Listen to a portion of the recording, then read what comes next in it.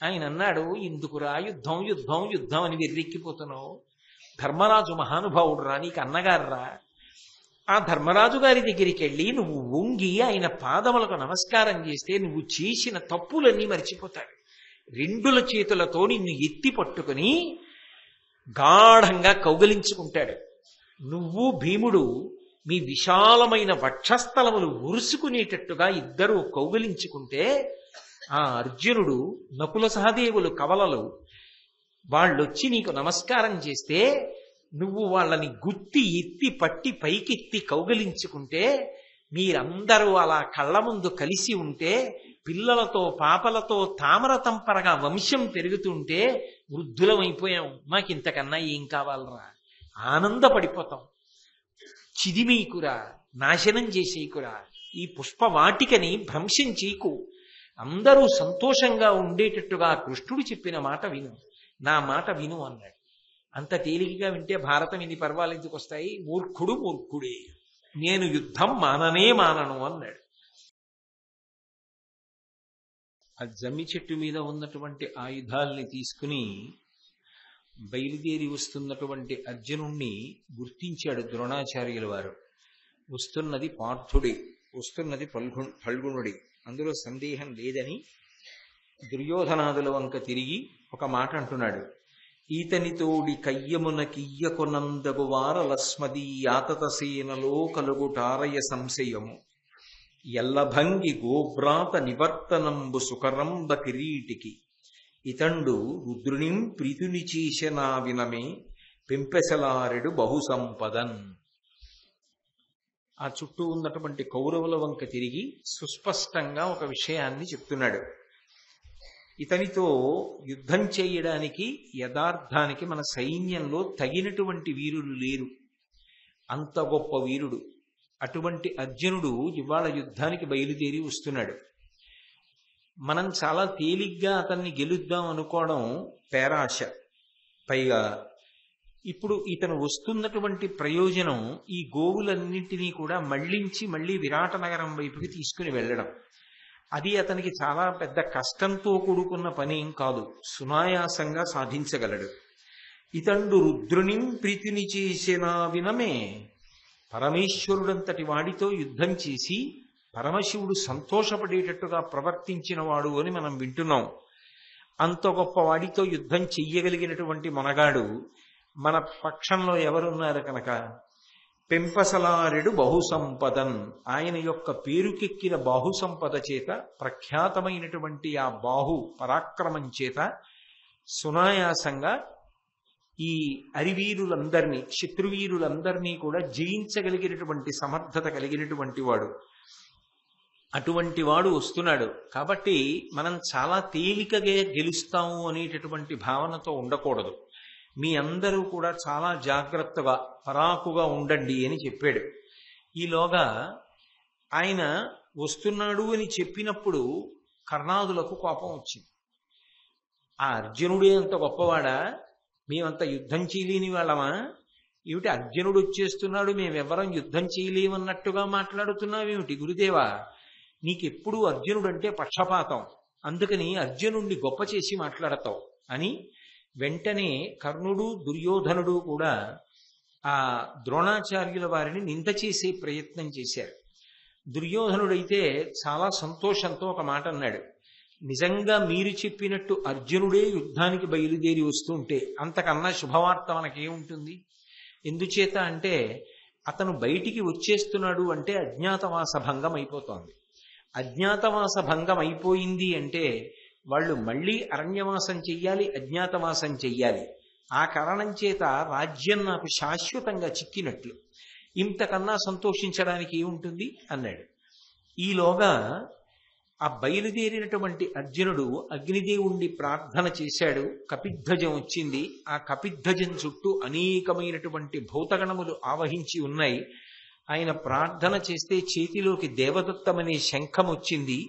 ఒక్కసారి ఆ గాంధీవాన్ని చేత పట్టుకుని శంఖాన్ని పూరించాడు. ఆయన ఆ శంఖాన్ని పూరించి అల్లెత్రాడు మ్రోగించేటప్పటికీ సప్త సముద్రములు కూడా తిరుగుడు పడ్డాయి. అందులోంచి వచ్చేటటువంటి శబ్దము అంత తేలికగా భరించడానికి యోగ్యమైన రీతిలో ఉండదు. 7 కులపర్వతాలు కూడా ఊగిపోయాయి. భూమి కదిలిపోయింది. దిక్కులన్నీ కూడా ప్రతిధ్వనించాయి. అమరావతి ఉలిక్కి పడింది. అమరావతి అంటే దేవతల యొక్క రాజధాని. దేవతలందరూ కూడా ఉలిక్కి పడ్డారు. పాతాళలోకం వరకు ఉన్నటువంటి సమస్త జీవరాశి కూడా తటాలును ఉద్విగ్నత పొందారు. ఏమింత భయంకరమైనటువంటి శబ్దం వచ్చిందని. అలాగే గ్రహాలు తారకలు అన్నీ కూడా కదిలిపోయి అపారమైనటువంటి తపశ్శక్తితో నిష్టలో ఉన్నటువంటి బ్రహ్మగారు చటుక్కును ఉలిక్కి పడ్డాడు, ఏమీ ధ్వని అని. అలాగే గుర్రాలు ఆ శబ్దాన్ని విని ముందుకి ప్రయాణం చెయ్యలేక ఎక్కడ ఉన్నవి అక్కడే స్పృహ తప్పి నేలపడిపోయి, ఆ సారథ్యం చేస్తున్నటువంటి అర్జునుడు ఆ శబ్దం విని తట్టుకోలేక కుప్పకూలిపోయాడు. అర్జునుడు పట్టుకున్నటువంటి గాంధీవం యొక్క అల్లెత్రాడుని టంకారం చేస్తే, ధ్వని చేస్తే అందులోంచి ఉత్పన్నమయ్యేటటువంటి శబ్దం అంత భయంకరంగా ఉంటుంది. ఆయన దేవదత్తాన్ని పూరిస్తే అమరావతి వరకు ఉలిక్కి పడింది అంటే, ఆ సైన్యమంతా చేష్టలుడిగిపోయింది అంటే ఎంత పౌరుష ప్రతాపములున్నవాడో, ఎంతటి తేజోమూర్తియో. ఆయన తన యథాస్వరూపంతో యుద్ధానికి వస్తే అసలు ఆ తేజస్సుని తట్టుకోవడం ఎంత కష్టంగా ఉంటుందో మనకు అర్థమవుతుంది. అటువంటి వాడు బయలుదేరి వచ్చేస్తున్నాడు. వస్తున్నప్పుడు ద్రోణాచార్యుల వారికి ఇక ఏ విధమైన సందేహం లేకుండా స్పష్టమైపోయింది, వస్తున్నవాడు నిస్సందేహంగా అర్జునుడే. అందుకని ఆయన వెంటనే తన చుట్టూ ఉన్న వీరులతో అన్నాడు, శ్రవణపుటంబులు వ్రయ్యంగదాకి సంక్షోభంబుగా వించె గుణముమ్రోత బ్రహ్మాండ భాండంబు పగిలించి భూత నిశ్చైతన్యమునరించె శంఖరవము గగన భాగం బెల్ల క్రప్పి క్రాలుచు బెగడరించే ఉగ్రంపు పడగపరపు మిరిమిట్లుకొని చూట్కి పరివోవ బిలిగి పరిభ్రాంతి చేసి కిరీటకాంతి తెల్లమిది గాండివంబును దేవదత్తమును కపిధ్వజమును వాసవుని వరమున కన్న మకుటంబునగు వేర కొన్ని అయినా ఉజ్వలాద్భుత భంగులై ఉన్ని ఇట్లు. ఇక్కడ ఉన్నటువంటి సమస్త భూతకోటి యొక్క కర్ణభేరి బద్దలైపోయి ఏదీ వినపడనంతగా చెవులు చిల్లులు పడిపోయేటట్టుగా అంత గొప్ప శబ్దము ఉత్పన్నమైంది అంటే అది ఖచ్చితంగా అర్జునుడు గాంధీవాన్ని చేత పట్టుకున్నప్పుడు చేసినటువంటి అల్లెత్రాటి మ్రోత. అలాగే ఈ బ్రహ్మాండ భాండమంతా కూడా పగిలిపోయేటట్టుగా అంత శబ్దం వచ్చింది శంఖంలోంచి అంటే అది ఖచ్చితంగా అర్జునుడు పూరించినటువంటి దేవదత్తం. అలాగే ఆకాశమంతా కూడా పచ్చటి రంగుతో కప్పబడిపోయి అందులోంచేస్తున్నటువంటి కాంతులను చూడడానికి కన్నులకు శక్తి సరిపోవట్లేదు. అంత ప్రబలమైనటువంటి కాంతులు వస్తున్నాయి అంటే అది సామాన్యమైనటువంటి విషయం కాదు. అగ్నిదత్తమైనటువంటి కపిధ్వజము యొక్క కాంతులు. ఆ ధ్వజం మీద హనుమ ఆవహించి ఉంటారు. ఆ కపిధ్వజం యొక్క కాంతులు అలా వస్తున్నాయి. అలాగే మనందరి యొక్క కన్నులు కూడా మిరిమిట్లు కమ్ముతున్నాయి. ఎవరికీ కూడా అసలు కనుచూపు పనిచేయట్లేదు అంటే అంత గొప్ప కాంతితో వెలిగిపోతుంది అంటే అది దేవేంద్రుడి ప్రీతి చెంది ఇచ్చినటువంటి కిరీటం. అందుకే ఇవన్నీ కూడా అపారమైనటువంటి శబ్దానికి కాంతికి ప్రతీకలు. ఇవి తెల్లమిది గాండివంబును దేవదత్తమును కపిధ్వజమును వాసవుని వరమున కన్న మకుటంబునగు. ఇవి చూస్తే అర్థమైపోతోంది ఆయన పట్టుకున్న గాంధీవం, ఆయన పూరించినటువంటి దేవదత్తం, అది కపిధ్వజం, అది ఆయన పెట్టుకున్న కిరీటం. మీరొక్కటి బాగా గమనించండి, మనిషి చేష్టలుడిగిపోయాడు అంటారు. అంటే అన్ని ఆలోచనలు స్తంభీభూతమై తొందరగా స్ఫురణశక్తి పనిచేయదు. అంత తొందరగా స్ఫురణశక్తి పనిచేయకపోవడానికి కారణం ఏంటంటే కళ్ళల్లోకి చాలా విపరీతమైన వెలుగు కొట్టిందనుకోండి, కళ్ళు తట్టుకోలేనంత వెలుగు కళ్ళ మీదకి కొట్టిందనుకోండి, మీరు ఉత్తరక్షణం ఆ వెలుతురుని తప్పించినా కాసేపు ఏం కనపడదు, చీకటిగా ఉంటుంది. ఆ వెలుతురు అంత కళ్ళ మీద పడిందనుకోండి, యథార్థానికి అది స్ఫురణశక్తి మీద పనిచేస్తుంది. జ్ఞాపకం రావలసిన విషయం అంత తొందరగా జ్ఞాపకానికి రాదు. అలాగే చెవులు బ్రద్దలైపోయేటంతటి శబ్దం వినపడింది అనుకోండి, మనిషి ఉద్విగ్నతని పొందుతాడు. అంత శబ్దం వినపడితే ఒక్క క్షణం పాటు ఏ ఆలోచన కలగదు. సరికదా, ఒక్కొక్కసారి గుండె కూడా ఆగిపోతుంది. అందుకే వేదంలో పిడుగుపాటు గురించి కొన్ని విషయాలు వర్ణిస్తారు. వర్షం పడేటప్పుడు పిడుగులు పడనటువంటి వర్షం పడాలి అని చెప్పి వసంత ఋతువులోనే ప్రత్యేకంగా ఒక హోమం చేస్తారు. ఎందుకని అంటే వర్షం పడినప్పుడు పిడుగులతో పడిందనుకోండి, దాని వలన చాలా విశేషమైన జన నష్టం కలుగుతుంది. ఒకటి, చాలా భయం వేస్తుంది. ఒకటి, పిడుగుపాటు అంత సంతోషకరంగా అబ్బాయి ఎంత బాగుందో రండి పిడుగు పడితే అని ఎవరు అనరు. మెరుపు వస్తే బాగుంటుందేమో కానీ పిడుగు పడితే భయంకరంగా ఉంటుంది. ఆ మెరుపు కూడా తటిల్లత అని కళ్ళ ముందు పెద్ద మెరుపు మెరిసిందనుకోండి, కాసేపు కళ్ళు పనిచేయవు, అప్పుడు ఆలోచన రాదు. అసలు అర్జునుడు యుద్ధానికి వస్తున్నాడు అంటే కన్నులు పనిచేయకుండా చెయ్యగలిగినటువంటివి కొన్ని ఉంటాయి. ఆయన కిరీటపు కాంతి అలా ఉంటుంది. ఆ కాంతిలో అసలు అర్జున దర్శనమే అవ్వదు. ఎందుకంటే ఆయన తెల్లటివాడు. ఆ తెల్లటివాడి మీద ఆ పచ్చటి కాంతులు అలా కప్పేస్తాయి. ఆ పైన కపిధ్వజం, దాని కాంతులు ఆకాశాన్నంతటినీ కప్పుతాయి. ఆ పట్టుకున్నటువంటి గాంధీవపు వింటి నారిని టక్కారం చేస్తే అందులో ఉంచొచ్చేటటువంటి శబ్దము అంత గొప్పగా ఉంటుంది. ఇది చాలదన్నట్టు ఆ దేవదత్తాన్ని పూరించినప్పుడు వచ్చేటటువంటి శంఖధ్వని అంత గొప్పగా ఉంటుంది. శంఖాన్ని పూరించినప్పుడు వచ్చినటువంటి శబ్దము వినపడితే జయమునకు పిలుపు. శంఖారావం వినపడింది, శంఖం బాగా పూరించగలిగారనుకోండి, అపధ్వనులు లేకుండా శంఖాన్ని పూరిస్తే జయాన్ని పిలుస్తున్నారు అని గుర్తు. అందుకే మీరు యుద్ధాలు గురించి వివరించినటువంటి సందర్భాలు చదవండి. ఎవరెవరు ఏ శంఖాన్ని పూరించారో చెప్తారు. శంఖం లేకుండా వెళ్ళరు. శంఖాన్ని పూరించారు అంటే విజయానికి గుర్తు. ఏ ఇంట శంఖనాదం వినపడుతుందో ఆ ఇంట విజయ పరంపర ఉంటుంది. ఇది ఒక్కొక్క శబ్దానికి ఒక్కొక్క లక్షణం ఉంటుంది. ఇప్పుడు నేను మాట్లాడుతున్నాను అనుకోండి, అసలు నోటితో మాట్లాడకుండా కేవలంగా మౌన వ్యాఖ్య ప్రకటిత పరబ్రహ్మతత్వం యువానం అని నేను నోటితో మాట్లాడక్కర్లేదు. నోటితో మాట్లాడకుండా చేసినటువంటి మౌన భాషకి కూడా ఒక ప్రత్యేకమైనటువంటి శక్తి ఉంటుంది. అంటే తను చటుక్కున లేవబోయిందా, నేనేమైనా అన్నానా నోటితో? ఏమనలేదు. కానీ ఇలా అంటే లేవబోయిందంటే అది మౌన వ్యాఖ్య, నోటితో అనక్కర్లేదు. కానీ ఆ సంకేతానికి ఒక శక్తి ఉంటుంది, అవతల వారిని కదిపింది. అలాగే మాటకెంత శక్తి ఉంటుంది, మాటకి కూడా చాలా శక్తి ఉంటుంది. అందులో విశేషం ఏమిటంటే ఇంత గొప్ప గొప్ప శబ్దముల చేత ఆయా రకములైనటువంటి ప్రతిస్పందనలు కలుగుతాయి. నేను ఇప్పుడు ఇలా అంటే ఓ ప్రతిస్పందన వచ్చిందా లేదా, ఇలా అంటే ఆగిపోతే ఆ సభలో ప్రతిస్పందన వచ్చిందా లేదా. అయినప్పుడు శంఖము యొక్క రవమునకు ప్రతిస్పందన ఉండదని మీరు ఎలా నిర్ధారిస్తారు? అందుకే తస్మాత్ శాస్త్రం ప్రమాణంతే కార్యాకార్య వ్యవస్థితౌ. ఏదైనా చెప్పాలి అంటే ప్రమాణం ఏది అంటే శాస్త్రము ప్రమాణం అయి ఉంటుంది, అంతేగాని మన స్వానుభవాలు ప్రమాణములు కావు. శంఖాన్ని పూరిస్తే దేవతలకి పిలుపు, జయమునకు పిలుపు. శంఖాన్ని పూరిస్తే ఘంటానాదం చేస్తే దేవతలకి పిలుపు. కంచం మీద మామిడి మండతో కానీ లేదా ఏదైనా ఓ గరిట పట్టుకుని కానీ చప్పుడు చేస్తే పితృదేవతలకి పిలుపు. అందుకే వివాహాది క్రతువులలో నాందీశ్వరార్థమని చేస్తారు. చేసినప్పుడు కంచం మీద కొడతారు, అయితే పితృదేవతలకి పిలుపు.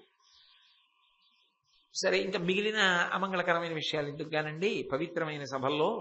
కాబట్టి ఒక్కొక్క శబ్దము చేత ఒక్కొక్కటి ప్రతిస్పందిస్తుంది. అందుకే మంగళకరమైనటువంటి శబ్దములు ఉండేటట్టుగా చూసుకుంటూ ఉంటారు ప్రయత్నపూర్వకంగా. అర్జునుడు వస్తున్నాడు అంటే అసలు కళ్ళు పనిచేయవు కొన్నిటి వల్ల, చెవులు పనిచేయవు కొన్నిటి వల్ల. ఇక కళ్ళు చెవులు పనిచేయకపోతే చేష్టలు ఉడిగిపోయి అలా ఉండిపోతారు. అలా ఉండిపోయిన తర్వాత యుద్ధం చేసే శక్తి సగం పోతుంది. చాలా మంది బలహీనులైన వాళ్ళైతే గుండె బద్దలై చచ్చిపోతారు. పిడుగుపాటుకు ఎలా మరణిస్తారని వేదం చెప్తుందో అలాగే ఆయన వింటినారి శబ్దానికి అలా పడిపోతాడు. అంటే అసలు అర్జునుడు అనేటటువంటి వాడి యుద్ధానికి ప్రారంభం అలా ఉంటుంది. ఇంకా విచిత్రం ఏమిటో తెలుసా, ఆయన శరీరం పొంగుతుంది.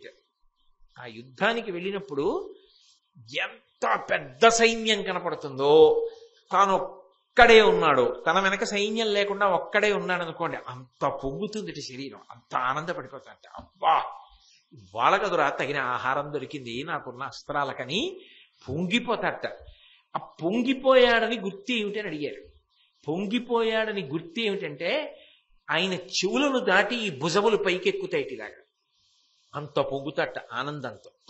అంత ఆనందపడి యుద్ధానికి వస్తాట. అందుకే ఉత్తర గోగ్రహణ సమయంలో ఒక ఆశ్చర్యకరమైన సందర్భం జరిగింది.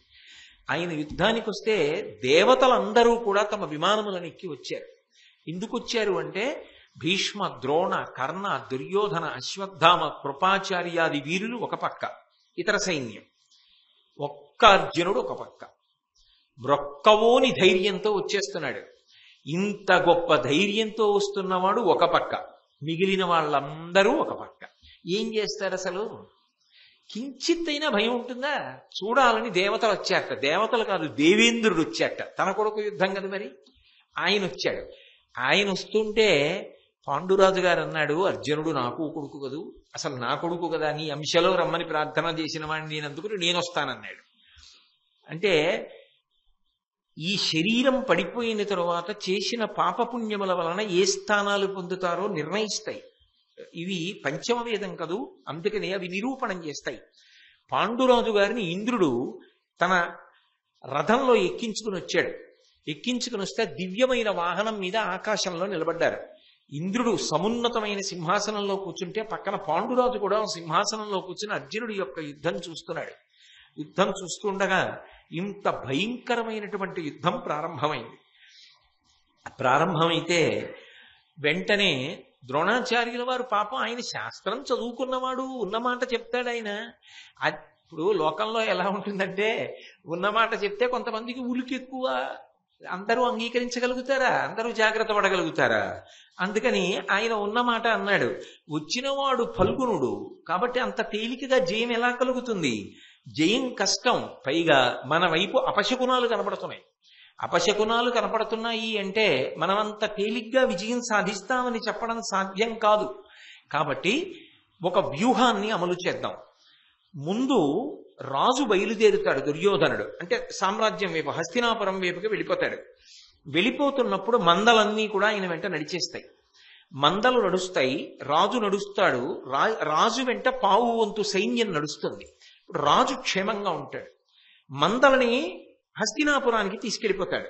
దాని వలన వచ్చిన ప్రయోజనం నెరవేరుతుంది. మనం అందరం తలకొక వైపు నిలబడి సైన్యాన్నంతటినీ సమాయత్తం చేసి అడ్డుగోడగా నిలబడదాం. మనని భేదిస్తే కదా దుర్యోధనుడి దగ్గరికి వెళ్ళడం. దుర్యోధనుడి దగ్గరికి వెళ్ళి ఆపితే కదా మందల్ని వెనక్కి తిప్పడం. ఈలోగా మందలు సీమ దాటిపోతాయి. సీమ అన్న మాట అర్థం ఏంటంటే హద్దు అని. అందుకే సీమంతోన్నయనము, సీమంతం చేశారు.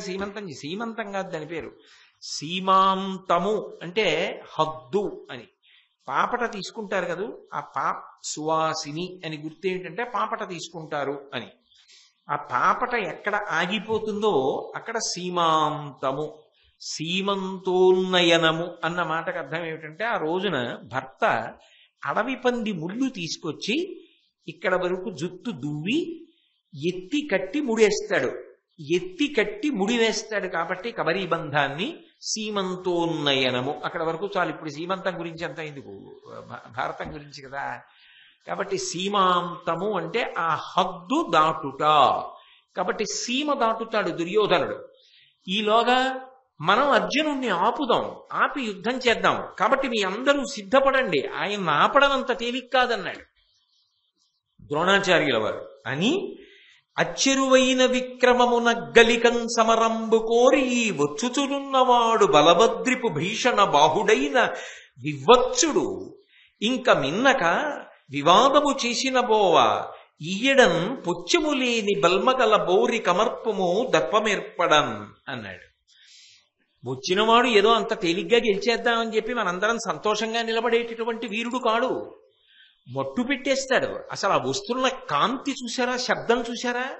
అందుకని జాగ్రత్త పడండి. అంత తేలిక కాదు. విజయం ఏదో చాలా తేలిగ్గా వచ్చేస్తుంది, ఒక్కడే వస్తున్నాడు అని అనుకోకండి అన్నాడు. అనేటప్పటికీ మొట్టమొదట కోపం ఎవరికి వచ్చింది అంటే కర్ణుడికి వచ్చింది. కర్ణుడు అవిధేయత కలిగిన వాడు.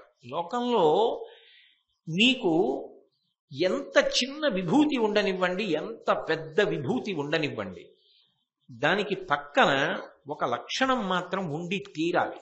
వినయం అనేటటువంటిది లేదనుకోండి, ఆయన ఎంత పెద్ద గుణ సంపద కలిగిన వాడైనా అంత బరువైన వాడు, ఆయన్ని భరించడం కష్టం. ఆ వినయం లేదనుకోండి, నా అంతవాణ్ణి నేను అని ప్రవర్తించే వ్యక్తి అయితే ఎవరికైనా కష్టంగా ఉంటుంది భరించడం. కాదు, ఇమడగలగాలి.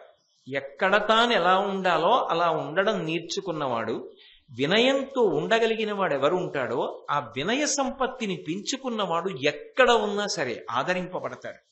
ఆయన ఆస్తి. అందుకే సమర్థత ప్రధానం కాదు, సమర్థతతో పాటు వినయం ప్రధానం. ఆ వినయం లేదనుకోండి, అది వ్యవస్థకి ప్రమాదం తెస్తుంది ఒక్కొక్కసారి.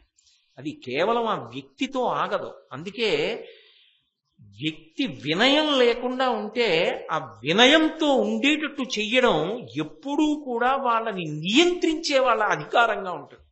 మీరు ఎప్పుడైనా గమనించండి, పిల్లాడు వినయంగా లేడనుకోండి, తల్లి తండ్రి నియంత్రిస్తారు వెంటనే. ఏమిటా పనులు, ఏమిటా మాటల్ని ఇష్టం వచ్చినట్టు అని నియంత్రిస్తారు. వాడు పాఠశాలకు వెళ్ళాడు అనుకోండి, వినయం లేకుండా ప్రవర్తిస్తున్నాడు అనుకోండి, గురువు నియంత్రిస్తాడు. నీకు ఎంత బాగా మార్కులు రాని, నువ్వు ఎంత బాగా చదవని, నువ్వు ఇలా పొగరబోతుతనంగా ఉంటే దానివల్ల ఉపయోగం లేదు అని వెంటనే నియంత్రిస్తాడు. పాఠశాలలో గురువు విద్య బోధ చేసేటప్పుడు నియంత్రిస్తారు. అహంకారంతో ఉంటే ఒక కార్యాలయానికి వెళ్ళారనుకోండి, వినయం లేకుండా ఉన్నారనుకోండి, అధికారి నియంత్రిస్తాడు. లేకపోతే వ్యవస్థ పాడైపోతుంది వాళ్ళ వల్ల. వాడి అతివాగుడు వల్ల, వాడు మాట్లాడకూడని మాటలు మాట్లాడడం వల్ల వ్యవస్థ అంతా దెబ్బతింటుంది. కాబట్టి ఎప్పుడూ నియంత్రిస్తూ ఉంటారు, చిక్కుతూ ఉండాలి, ఒరిపిడి పెడుతూ ఉండాలి. దేనికి అంటే నియంత్రణ. అది తనంత తాను నిగ్రహించుకుని నియంత్రించుకోగలిగిన శక్తి వచ్చిందనుకోండి, అప్పుడు ఆయన్ని ఎవరూ నియంత్రించక్కర్లా. ఆయన ఎక్కడైనా వినయంగానే బ్రతుకుతాడు. ఎంత ఎదిగినా అంత ఒదిగి ఉండగలడు. అది అర్జునుడి యొక్క లక్షణం. తద్విరుద్ధం కర్ణుడి యొక్క లక్షణం. ఎవరితో మాట్లాడుతున్నాం, ఎక్కడ మాట్లాడుతున్నాం, ఇలా మాట్లాడచ్చా మాట్లాడకూడదా, ఇదేమీ ఆలోచించడు. ఎప్పుడో తప్ప సాధారణంగా కర్ణుడు వినయంతో ప్రవర్తించి మాట్లాడడం అనేటటువంటిది అంత తక్కువగా ఉంటుంది. అవిధేయత, గర్వము ఎక్కువగా ఉంటాయి. దానివల్లనే పలు ప్రమాదములు తీసుకొచ్చాడు. దుర్యోధనుణ్ణి రెచ్చగొట్టి తొడ చూపించి ద్రౌపదీదేవిని వచ్చి కూర్చొమ్మని సంజ్ఞ చేసేటట్టుగా బుద్ధి ప్రచోదనం చేసినటువంటి వాడు కర్ణుడే. కర్ణుడు అట్లా ప్రవర్తించబట్టి దుర్యోధనుడు తొడగొట్టాడు. తొడగొట్టినందుకు ఏమైంది? భీముడు ప్రతిజ్ఞ చేశాడు. ప్రతిజ్ఞ చేసినందుకు ఏమైంది? కురుక్షేత్ర యుద్ధభూమి ఎందు తొడలు విరిగి నెత్తుటి బడుగులో పడిపోయాడు, పైన రాబందులు తిరుగుతుండగా. చాలా ప్రమాదం వస్తుంది. అందుకే వినయం అనేటటువంటిది మనిషి ప్రయత్నపూర్వకంగా అలవాటు చేసుకోవాలి. ఎంత ఎదిగినా ఒదిగి ఉండగలగడం, వినయంతో ప్రవర్తించడం అలవాటు కావాలి. అంటే దాని అర్థం కోపం ఉండకూడదా అండి అని అడక్కండి. ఉండాలి కోపం. ఎలా ఉండాలి అంటే యథోరగస్త్వజం జీర్ణాంసవై పురుషముచ్యతే అన్నారు వాల్మీకి మహర్షి. పాము ఒంటికి కుబుసం పడుతుంది. నిజానికి కుబుసం పట్టిన పాము చాలా అందంగా ఉంటుంది. సూర్యకిరణములు పడుతుంటే మెరిసిపోతుంటుంది కుబుసం. నువ్వెక్కడ చూశావు అంటారేమో. విశాఖపట్నం లాంటి చోట్లకి వెళ్ళినప్పుడు, జంతు ప్రదర్శనశాలకు వెళ్ళినప్పుడు, మనం గట్టు దగ్గర నిలబడి చెట్టు మీద పాము సహజంగా త్రాచుపాములు, నాగుపాములు పడుకుని ఉండగా కనపడతాయి. చెట్టంతా కుబుసాలు వేలాడుతుంటాయి. ఆ కుబుసం పట్టిన పాములు ఉంటాయి. వాటి మీద సూర్యకిరణాలు పడుతుంటే మెరిసిపోతుంది. ఇది నా శరీరంలో పట్టిన కుబుసమే కదా, శరీరానికి రక్షణగా ఉన్న తొడుగు కదా అని పాము ఉంచుకోదు. గరుకైన ప్రదేశానికి వెళ్ళి ఒరిపిడి పెట్టి ఒంటికి వదిలిపెట్టేస్తుంది. లేకపోతే కొమ్మల చివర మొనతేరినటువంటి చోట దాన్ని గుచ్చి పాము ఎలా ఉంటుందో అలాగే ఉంటుంది, ఆ పొర వదిలిపెట్టేస్తుంది. ఆ కుబుసం కనపడింది అనుకోండి, ఇక్కడ పాము తిరుగుతోందని గుర్తు. కుబుసాన్ని వదులుతుంది పాము. అంతేగాని నాకు అందంగా ఉంది, నాకు పైన కవచంగా ఉందని ఉంచుకోదు. పాము తన కుబుసాన్ని తాను ఎలా వదిలిపెట్టేస్తుందో, తన కోపాన్ని తాను వదిలిపెట్టేయాలనుకున్నప్పుడు వదిలిపెట్టేయాలి. కానీ వ్యవస్థని గాడిలో పెట్టడానికి కోపం సాధనం. తండ్రి పూజ చేసుకుంటున్నాడు, ఎంత పండక్కొస్తే మాత్రం పిల్లలు మనవలు మనవరాళ్ళు అందరూ కలిపి పెద్ద అల్లరి చేస్తున్నారు అనుకోండి, ఆయన పూజ ఏం నడుస్తుంది? బయటికి వచ్చి ఒక్కసారి అంటాడు. అందరూ అయిపోయి బాబాయ్ నాన్నగారు పూజ చేసుకుంటున్నారు మనం మర్చిపోయాం, ఆయన బయటకు వచ్చేసిన తర్వాత మాట్లాడుకుందాం, అందరూ ఏదో ఎవడ గొడవలో వాడు ఉంటాడు. అంటే ఆయన కోపం వచ్చిందా? రాలేదు. తెచ్చి పెట్టుకుని ఒక్కసారి అన్నాడు. అన్నవాడు వాళ్ళందరూ ఊరుకోగానే పూజామందిరంలోకి వెళ్ళి ఆచమనం చేసి మళ్ళీ ప్రశాంతంగా పూజ చేసుకున్నాడు. అంటే సాధనంగా వాడుకున్నాడు. కోపం ఒక సాధనంగా ఉండాలి. అంతేకాని కోపానికి తాను వశపడిపోతే నోటి మాట భ్రంశమైపోతుంది, రాకూడని మాటలు వచ్చేస్తాయి నోటి వెంట. అదుపులో ఉన్నంత కాలం కోపం వల్ల వచ్చే ఇబ్బంది లేదు. దాని వలన మీరు వ్యవస్థని నియంత్రించవలసిన అవసరం ఉంటుంది. అందుకే కోపం సాధనంగా పెట్టుకోవడాన్ని శాస్త్రం అంగీకరిస్తుంది. దానివల్ల దోషమేం లేదు. నిజానికి రాముడికి ఉన్న అద్భుతమైనటువంటి లక్షణాల్లో అదొకటి. కోన్వస్మిన్ సంప్రదంలోకే గుణవాన్ కస్య వీర్యవాన్ ధర్మజ్ఞశ్చ కృతజ్ఞశ్చ సత్యవాక్యో దృఢవ్రతః చారిత్రీడిచకో యుక్తః సర్వభూతీషు కోహితః విద్వాన్ కః కస్సమర్థశ్చ కశ్చైక ప్రియదర్శనః ఆత్మవాన్ కో జితక్రోధో ద్యుతిమాన్ కో ననసూయకః కస్య బిభ్యతి దేవాశ్చ జాతరోషస్య సంయుగే అంటారు వాల్మీకి మహర్షి. జాతరోషస్య సంయుగే. నిజంగా కోపం రాదు, కోపం తెచ్చిపెట్టుకున్నట్టు మాట్లాడుతాడు. కంఠం వ్యగ్రతతో ఉన్నట్టుంటుంది. భయపడి మిగిలిన వాళ్ళందరూ జాగ్రత్తగా ఉంటారు. దేవతలంతటి వాళ్ళు రాముడికి కోపం వస్తే భయపడతారు. కోపం నిజంగా వస్తుందా? తెచ్చిపెట్టుకున్నట్టు నిలబడతాడు. వ్యవస్థ చక్కబడిపోయిన తర్వాత తాను మామూలుగా ఉంటాడు. అంటే కావాలంటే పట్టుకుంటాడు, వదిలేద్దామంటే వదిలేస్తాడు. పట్టు విడుపు రావాలంటారు. అందుకే పట్టుకుని విడిచిపెట్టడం రాకపోయినా, విడిచిపెట్టడం దాన్ని పట్టుకోవడం రాకపోయినా వాడు వృద్ధిలోకి రాలేదు. పట్టు విడుపు రెండు వస్తేనే గొప్ప. కాయ అయినా అంతే కదండి. ఎంతకాలం కొమ్మని పట్టుకోవాలో అంతకాలం పట్టుకోవాలి. పండిపోయిన తర్వాత కూడా పట్టుకుంటానంటే పండు ఎందుకు అయింది? పండిపోయిందంటే వదిలేయాలి. ఆయన జీవితంలో పండిపోయాడండి. శరీర భ్రాంతి వదిలిపెట్టి దాన్ని వదిలిపెట్టడానికి సిద్ధపడాలి. దాన్ని వదిలిపెట్టే ముందు అంత సంతోషంగా వదిలేయాలి. చెట్టు నుంచి పండు వదిలినట్టు. అందుకే ఊర్వారుకమివ బంధనాన్ మృత్యోర్ముక్షీయమామృతాత్ అంటుంది. దోసపండు ముచికని వదిలినట్టు అని మృత్యుంజయ మహామంత్రం. కాబట్టి కోపాన్ని తెచ్చిపెట్టుకోవడం వేరు, కోపానికి వశపడిపోవడం వేరు. దుర్యోధనుడికి కర్ణుడికి ఉన్న దోషం ఏమిటంటే సమయం సందర్భం చూడరు, కోపమునకు వశపడతారు. అది ఒక్కొక్కసారి ఎంతంత ప్రమాదాలు తీసుకొస్తాయో తెలుసా? మొత్తం వ్యవస్థ ప్రశ్నార్థకమవుతుంది. ఆ వినయం లేకుండా ప్రవర్తించడం అన్నది. మాట్లాడిన వాడు ఎవరు? ద్రోణుడు మాట్లాడాడు. ఆయన ఎవరు? గురువు. ఆయన దగ్గర విద్య నేర్చుకున్నారు. అక్కడ భీష్మాచార్యుల వారు ఉన్నారు. నేను ఇలా మాట్లాడచ్చా మాట్లాడకూడదా అనేటటువంటి లక్షణం వాళ్ళల్లో ఉండదు. దుర్యోధనుడు వెంటనే అన్నాడు, ఇంత సైన్యం ఉందా మన వెనకాతల? అర్జునుడు వచ్చేస్తున్నాడా? ఏవో కాంతులు వచ్చేస్తున్నాయా? ఏవో శబ్దాలు వచ్చేసాయా? అందుకని మన అందరినీ పడగొట్టేస్తాడా? ఆవులు పట్టుకెళ్ళిపోతాడా? అంత తేలిక? పైగా ఏవో శకునాలు కనబడ్డాయా? అందుకని మనం ఓడిపోతామా? ఇదా నువ్వు మాట్లాడవలసింది ద్రోణాచార్య? నువ్వు అర్జునుడికి భట్రాజుగా పనికొస్తావు. యుద్ధరంగంలో వ్యూహరచన చేయడానికి పనికిరావు. ఎవరిని మాట్లాడుతున్నాడు? గురువుని ఉద్దేశించి దుర్యోధనుడు మాట్లాడుతున్న మాట. కాబట్టి నువ్వు అర్జునుడికి భట్రాజుగా ఉండడానికి పనికొస్తావు. అన్నిటినీ మించి భోజనం చేయమంటే చక్కగా చేస్తావు. రెండు, ఆయుధ విద్య ఎవరికైనా నేర్పమంటే పెద్ద విలుకాడిలా ధనస్సు పట్టుకుంటావు. ఆయన పెట్టిన భిక్ష కాదు వీళ్ళందరికీ. అంటే ఏం మాట్లాడుతున్నాం, ఎవరితో మాట్లాడుతున్నాం, ఇలా మాట్లాడచ్చా, ఇది ఎంత కట్టి కుడిపేస్తుంది, ఆ నిగ్రహం లేదు. లేకుండా నోరు అదుపు తప్పిపోతోంది. ఇది ఎంత ప్రమాదకరమో చెప్పకుండా చెప్తుంది పంచమవేదం కాబట్టి భారతం. నీతి చర్చలు జరిగితే తగుదునమ్మా అని ముందుకొస్తావు. చక్కగా వచ్చి నీతి చెప్తుంటావు. అంటే పాపం ఆయన ఇంతకు ముందు చెప్తూ ఉండేవాడు కదా, ఎందుకురా మీకు దెబ్బలాట్లని, నీతి చర్చలు చెప్పమంటే బాగా చెప్తావు అని ఆయన గురించి చాలా తక్కువ చేసి మాట్లాడాడు. మాట్లాడితే కర్ణుడు వెంటనే లేచి ఆయన అన్నాడు, ఈ ద్రోణాచార్యుడు ఎప్పటినుంచో పాండవ పక్షపాతి. ఎక్కడైనా యజ్ఞయాగాది క్రతువులు జరుగుతుంటే అక్కడ చక్కటి మృష్ణాన్న భోజనం వండుతారు, వెళ్ళక్కడ భోజనం చేసి కూర్చోక యుద్ధ భూమిలోకి ఎందుకు, అసలు ద్రోణుడు యుద్ధానికి రాకుండా ఉంటే గెలుస్తాం అన్నట్టుగా కర్ణుడు మాట్లాడాడు. అశ్వత్థామకి చాలా పౌరుషం వచ్చింది. ఎవరి గురించి మాట్లాడుతున్నావో, ఎవరితో మాట్లాడుతున్నావో నీకు అర్థమైందా? మీరు జాగ్రత్తగా గమనించండి. ఏమవుతోంది? యుద్ధానికి వెళ్ళారు. ఎవరి మీదకి? పాండవులు ఉన్నారేమోనని. పాండవులు 5 లేరు, ఒక్కడే ఉన్నాడు. ఒక్కడి మీద వీళ్ళందరూ యుద్ధం చేయాలి. ఒకడి మీద యుద్ధం చేస్తున్నారా? వీళ్ళల్లో వీళ్ళు దెబ్బలాడుకుంటున్నారా? వాళ్ళల్లో వాళ్ళు దెబ్బలాడుకుంటున్నారు. ఎవరి వల్ల? ఒక్క అవిధేయత కలిగిన వాడి వల్ల ఇటువంటి ముసలాలు పుడతాయి. అందుకు నియంత్రిస్తారు. అవిధేయతని నియంత్రించడానికి కారణం ఏమిటంటే అది వ్యక్తిగత సమస్య కాదు, వాడు ఎక్కడ ఉన్నాడో వ్యవస్థ భ్రష్టు పట్టేస్తుంది ఆ వినయం లేకపోతే. అందుకే 1కి 10 మాటలు ఆ వినయం ఉన్నదా లేదా అన్నది పరిశీలనం చేస్తూ ఉంటారు. అందుకే ఆ తలపొగరుతనం మంచిది కాదు ఎక్కడా కూడా అని మాట్లాడితే, కృపాచార్యుల వారు ఒక మాట చెప్పాడు.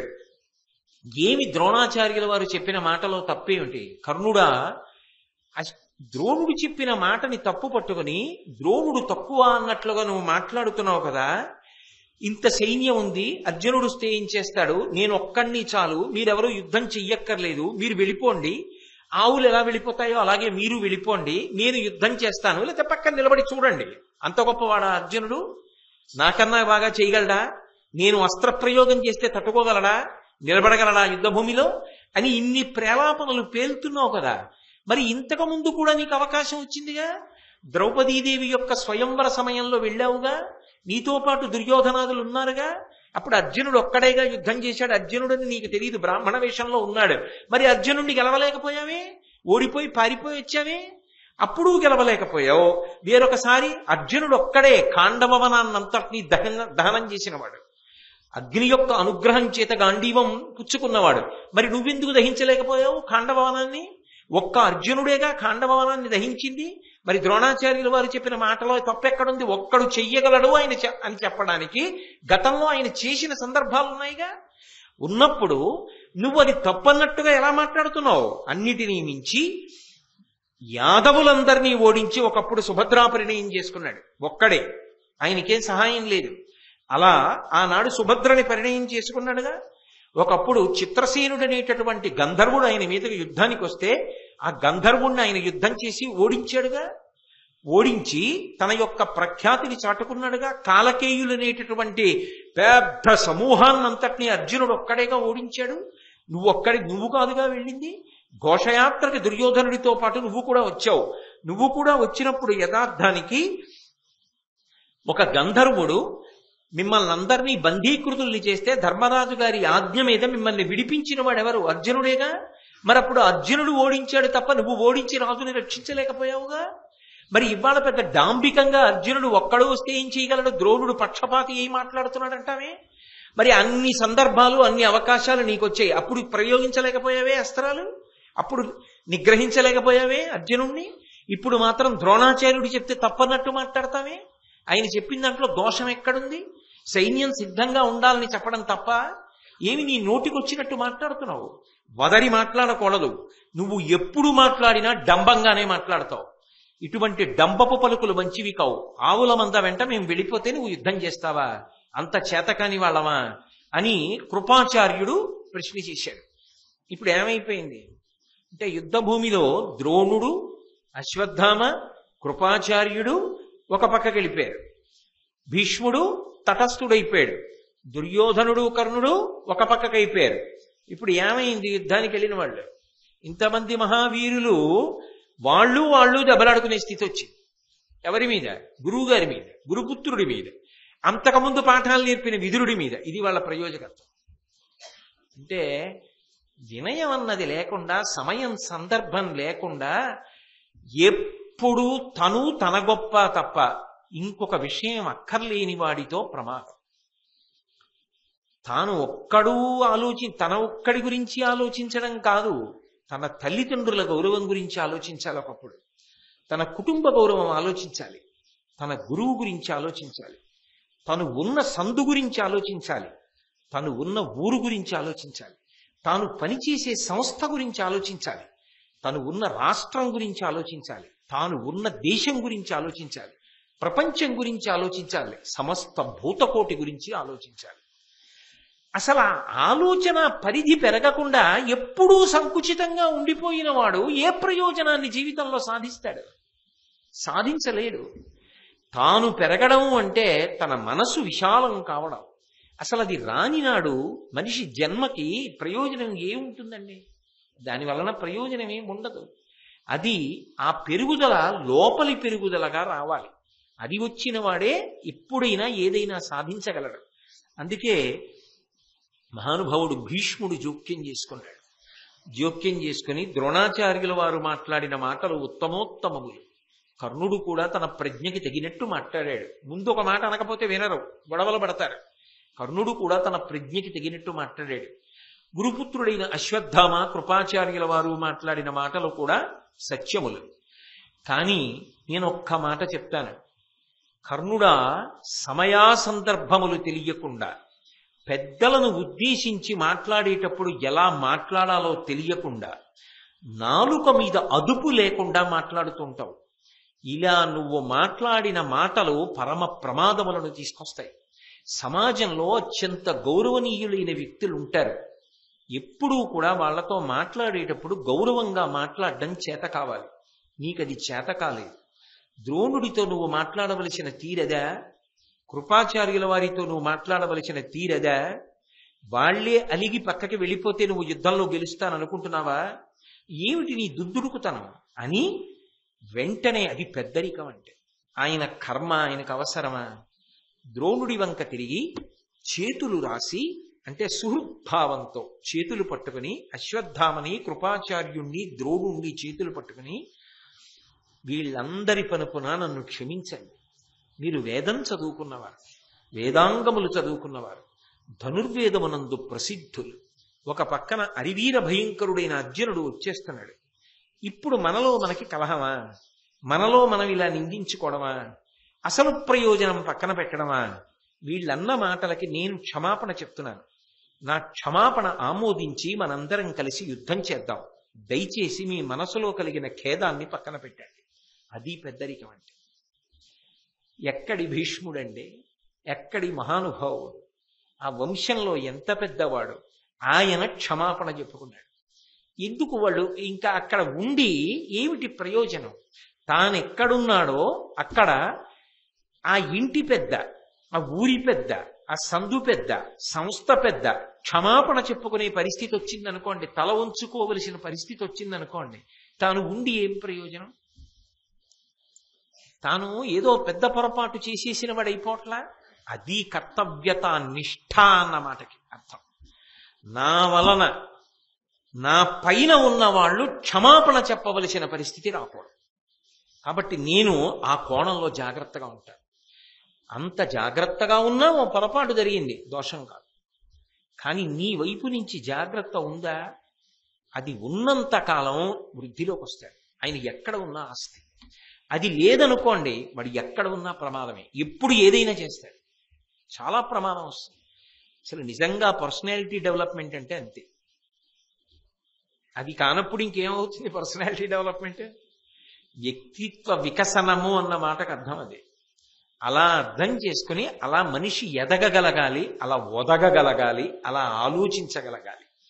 అంత పెద్దవాడు భీష్ముడు క్షమాపణ చెప్పి వ్యవస్థ ప్రయోజనాన్ని సాధించాడు. ఇప్పుడు అర్థమైంది దుర్యోధనుడికి కర్ణుడికి ఎంత తప్పు చేసేశారో. భీష్ముడు క్షమాపణ చెప్పాడు కదా, ఇప్పుడు కర్ణుడితో కలిసి వచ్చి ద్రోణాచార్యుల వారికి క్షమాపణ చెప్పారు. పొరపాటైపోయింది, చటుక్కున ఏదో మాట్లాడేశాం, గురువుగారు మనసులో పెట్టుకోకండి, పెద్దవారు దయచేసి మమ్మల్ని నియంత్రించండి, మీరు ఎలా వ్యూహరచన చేస్తే అలా యుద్ధం చేద్దాం అని మళ్ళీ ద్రోణాచార్యుడితో మాట్లాడారు. అంటే కృపాచార్యుడు ఒక మాట అన్నాడు, మమ్ములను ఎందుకు ద్రోణుల వారికి చెప్పండి, మేము పెద్ద రాజకార్యాలు చేసేవాళ్ళమా అంటే. మీరు ఒకటి గమనించండి, ఒకసారి మనసులు విరిగిపోతే అలా నడపడం కష్టం అయిపోతుంది సుమండి వ్యవస్థని. చాలా చాలా కష్టం. అడుగు మహానుభావుడు ఎంత గొప్ప మాట అన్నాడో కానీ ఈ ఘట్టాలకి సారాంశంగా ఓ మాట అన్నాడు. ఎడ్విన్ బి ఫిలిపో అని personal management, principles of personal management అని ఒక పుస్తకం రాశాడు. An effective manager's first victory is synchronization of the personal objectives with that of the organizational objectives అన్నాడు. ఎంత గొప్ప మాట అన్నాడో. భీష్ముడి యొక్క నిర్వాహకత్వంలో ఆ ప్రయోజకత్వం కనపడుతుంటుంది. కాబట్టి అలా సాధించి యుద్ధానికి అందరినీ కూడా మళ్ళీ ఉన్ముఖుల్ని చేశాడు. ఇప్పుడు ద్రోణాచార్యుల వారి పెద్దరికం ఉంటుంది కదా, ఆయన వెంటనే ఒక మాట అన్నాడు. ఆయన అన్నాడు, అలుక భీష్మని పలుకుల అప్పుడు పోయి నీది కార్యంబు నడపుడు మీరు ఇంకా మోహసాహసముల గురుముఖ్యు దశకు కీడు రాకుండా తగ పరికింపవలయు. అది పెద్దరికాలంటే. అలా ఉంటాయి పెద్ద మనుషుల జీవితాలంటే. అంటకాగిపోయి ఏదో ఒకటి జరిగిందని ఇంక అదే పట్టుకు జీవితం అంతా ఏడవరు. ఒక తప్పు, దానికి ఏదో ఓ సందర్భం కోప్పడ్డారు, అయిపోయింది, అంతే, వదిలిపెట్టేస్తారు. కొంతమందితో ఎలా ఉంటుందో తెలుసా? ఎంత గొప్పవాడు కానివ్వండి, ఏదో ఒక పొరపాటు చేశాడు అంతే, ఆయన వ్యక్తిత్వాన్ని భ్రష్టు పట్టించేసి ఇంక అదే పట్టుకోవడం. తప్పు చెయ్యకుండా ఉండరు. తప్పు జరిగితే ఆ తప్పు వరకే చూడంతే. ఆ తప్పును అడ్డుపెట్టి ఒప్పులన్నిటినీ కప్పేయకూడదు. చాలా ఒప్పులు చేసినవాడు తప్పు చేసినవాడు కూడా అయి ఉండొచ్చు.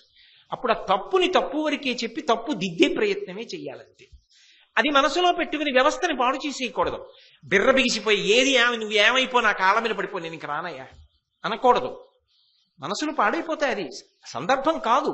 ఎంత గొప్పగా మాట్లాడాడండి ద్రోణుడు. అందుకొచ్చింది భారతం మనం ఎలా బ్రతకాలో నేర్పుతుంది. ఆయన అన్నాడు, అలుక భీష్మని పలుకుల అప్పుడు పోయి. భీష్ముడంతటి వాడు ఆ మాట ఎప్పుడన్నాడో అప్పుడే పోయిందంటే అలక, అక్కడతో పోయింది. ఇంకా దాని ప్రసక్తి తేకండి, మర్చిపోండి అంతే. కాబట్టి ఏం చేయాలి? మీది కార్యంబు నడుపుడు మీరు. ఇప్పుడు జరగవలసిన పని ఏమిటో అది చూడండి. ఇంకా మోహసాహసముల గురుముఖ్య దశకు కీడు రాకుండా తగ పరికింపవలయో. వస్తున్నవాడు సామాన్యుడు కాడు. ఆయన చేసేటటువంటి సాహసం వల్ల రాజు దుర్యోధనుడికి ఏ ప్రమాదం రాకుండా కాపాడుకోవాలి. అందుకని వెంటనే వ్యూహరచన చేద్దాం. దుర్యోధనుడికి కొంత సైన్యాన్ని ఇచ్చి ఆవులని మళ్లించుకుని ముందు రాజధాని వైపుకి వెళ్ళిపోతాడు. మనం అర్జునుడిని నియంత్రించి అర్జునుడితో యుద్ధం చేద్దాం అంటే వెంటనే ఎవడి బుద్ధి ఎలా పోతుందండి? ఎవడి బుద్ధి వలన వాడి శీల వైభవం బయటకు వస్తుంది. అయినా దుర్యోధనుడు మామూలుగా ఉంటాడు అనుకుంటున్నారా? వెంటనే అన్నాడు, అసలు యుద్ధం ఎందుకు? అజ్ఞాతవాస భంగం అయిపోయిందిగా, బయటకు వచ్చేసాడుగా అర్జునుడు. అజ్ఞాతవాస భంగం అయిపోయాక ఇక మళ్ళీ అజ్ఞాతవాసం అరణ్యవాసానికి వెళ్ళిపోవాలిగా, ఇంకా మళ్ళీ యుద్ధం ఎందుకు? అసలు మనం గెలిచేసినట్లే అన్నాడు. పెద్దరికమే. భీష్మాచార్యుల వారు అన్నారు, వాళ్ళ అజ్ఞాతవాస అరణ్యవాసాల కాలం పూర్తయిపోయింది. ఎలా పూర్తయింది అన్నాడు. నువ్వు మామూలు కాలాన్ని లెక్కలో పెట్టుకున్నావు, కానీ కాలమును గణన చేసేటటువంటి విధానము శాస్త్రీయమై ఉంటుంది. సహస్ర చంద్ర దర్శనోత్సవము అన్నాను అనుకోండి, దాన్ని లెక్క పెట్టేటప్పుడు ఏం చేస్తారంటే అధిక మాసాలతో కూడుకున్నటువంటి చంద్రదర్శనాల్ని కూడా లెక్కలోకి తీసుకోమని చెప్పి ఆగమని చెప్తోంది. అది కాల గణన చేసే వాళ్ళకి తెలుస్తాయి. ఆగమం చదివిన వాడికి ఎన్నో ఏటకి సహస్ర చంద్ర దర్శనోత్సవం వస్తుందో చెప్తారు. అంతేగాని నేను 1000 సంవత్సరానికి నెలకో చంద్రుడు, పౌర్ణమి చంద్రుడు కనపడతాడు కాబట్టి 1000 చంద్రులు అంటే ఎంతమంది అలా లెక్క పెట్టరు. అధిక మాసాలతో కలిపి లెక్క పెడితే అది ఏదో 80 ఏళ్ళు దాటిపోయిన తర్వాత వస్తుంది. అలా లెక్క పెట్టాలి. అది శాస్త్రీయమైన గణన. అధిక మాసములను మీరు వదిలిపెట్టారు. వాళ్ళు అధిక మాసాల్లో కూడా అరణ్యమాస అజ్ఞాతమాసాలు చేశారు. అధిక మాసాలతో కలిపితే అయిపోయింది నిన్నటితో. అందుకొచ్చారు ఇవాళ. వాళ్ళేమో అమాయకులు గారు, వాళ్ళు సకల శాస్త్ర పారంగతులు, ధర్మానుష్ఠాన తత్పరులు. అందుకుని బయటకు వచ్చాడు అర్జునుడు. కాబట్టి అర్జునుడు అజ్ఞాతవాసం భంగం అయిపోయింది, మనం గెలిచిపోయామని చెప్పి చంకలు కొట్టుకోకు దుర్యోధన. ఆయన వస్తున్నది సరి అయినటువంటి రీతిలోనే వస్తున్నాడని చెప్పాడు. అనగానే ఎవరి సంతోషం వాళ్ళది కదండి. గురువు ద్రోణాచార్యుల ఆనందాన్ని ఎవరు పట్టుకోగలరు? ఆయన వెంటనే అది కూడా పూర్తయిపోయింది, ఆ అజ్ఞాతవాసం కూడా పూర్తయిపోయింది, అరణ్యవాసం కూడా పూర్తయిపోయిందని భీష్ముడే నిర్ధారించాడు. ఇంకంతకన్నా ఏమిటి? ఆనందపడిపోయాడు. రానే వచ్చేశాడు అర్జునుడు. వచ్చినవాడు ఏం చేశాడు? వస్తూనే, అది వినయం అంటే, అది ధర్మం అంటే, వీరోచితంగా కుశల ప్రశ్న వేశాడు. రథం ఎక్కొచ్చాడు, ధనుర్బాణములు పట్టుకుని ఉన్నాడు. అప్పుడు కుశల ప్రశ్న వేయడానికి ఒక పద్ధతి ఉంటుంది. తాను మామూలుగా ఉన్నాడు అనుకోండి, ధనుర్బాణములతో లేకుండా గురువు గారి దగ్గరికి వెళ్ళవలసిన విధానం ఒకలా ఉంటుంది, అప్పుడు నమస్కరించవలసిన విధానం ఒకలా ఉంటుంది. అందుకని ఆయన ఏం చేశాడు, వీరోచితంగా నమస్కారం చేశాడు. 2 బాణములు ద్రోణాచార్యుల వారి పాదముల దగ్గర పడేటట్టు వేశాడు, 2 బాణములు భీష్ముడి యొక్క పాదముల దగ్గర పడేటట్టు వేశాడు, 2 బాణములు కృపాచార్యుల వారి యొక్క పాదముల దగ్గర పడేటట్టు వేశాడు. ద్రోణుడు, కృపుడు గురువులు, భీష్ముడు వంశ పెద్ద, వాళ్ళ ముగ్గురికి నమస్కారాలు చేశాడు వీరోచితంగా. బాణములే వేస్తారు పాదాల దగ్గరికి. 2 బాణములు చెవుల పక్క నుంచి దూసుకుపోవాలి, అంటే కుశలం అడిగినట్టు.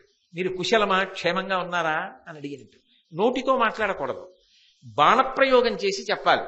అవి చెవుల పక్క నుంచి వెళ్ళిపోవాలి, అంతేగాని చేయితే జారిందండి అనకూడదు, అంత అందంగా వెయ్యాలి. అది మహానుభావుడు అర్జునుడంటే. ఆయన భీష్ముడి చెవుల పక్క నుంచి, కృపుడి చెవుల పక్క నుంచి, ద్రోణుడి చెవుల పక్క నుంచి బాణం వేశాడు. భీష్ముడు సంతోషించాడు, కృపాచార్యుడు సంతోషించాడు, ద్రోణుడి సంతోషం ఆపులుకోలేకపోయాడు. బిందె నిండిపోయిందనుకోండి, నీరు ఎక్కడ పడుతుంది, అంచుల నుంచి జారిపోతుంది. గురువు సంతోషం గురువుదే. గురువు గారు అటువంటి శిష్యుడు దొరికినప్పుడు ఎక్కడ ఆగగలడండి, ఆగలేకపోయాడు. ఎంతమంది తిట్టినా ఆయన సంతోషం అయింది. వాడు యోగ్యుడురా, ఎన్ని జన్మలు ఎత్తితే వాడి స్థాయి మీరు పొందగలరు. దుర్యోధనుడు, కర్ణుడు, అర్జునుడు కాగలరా?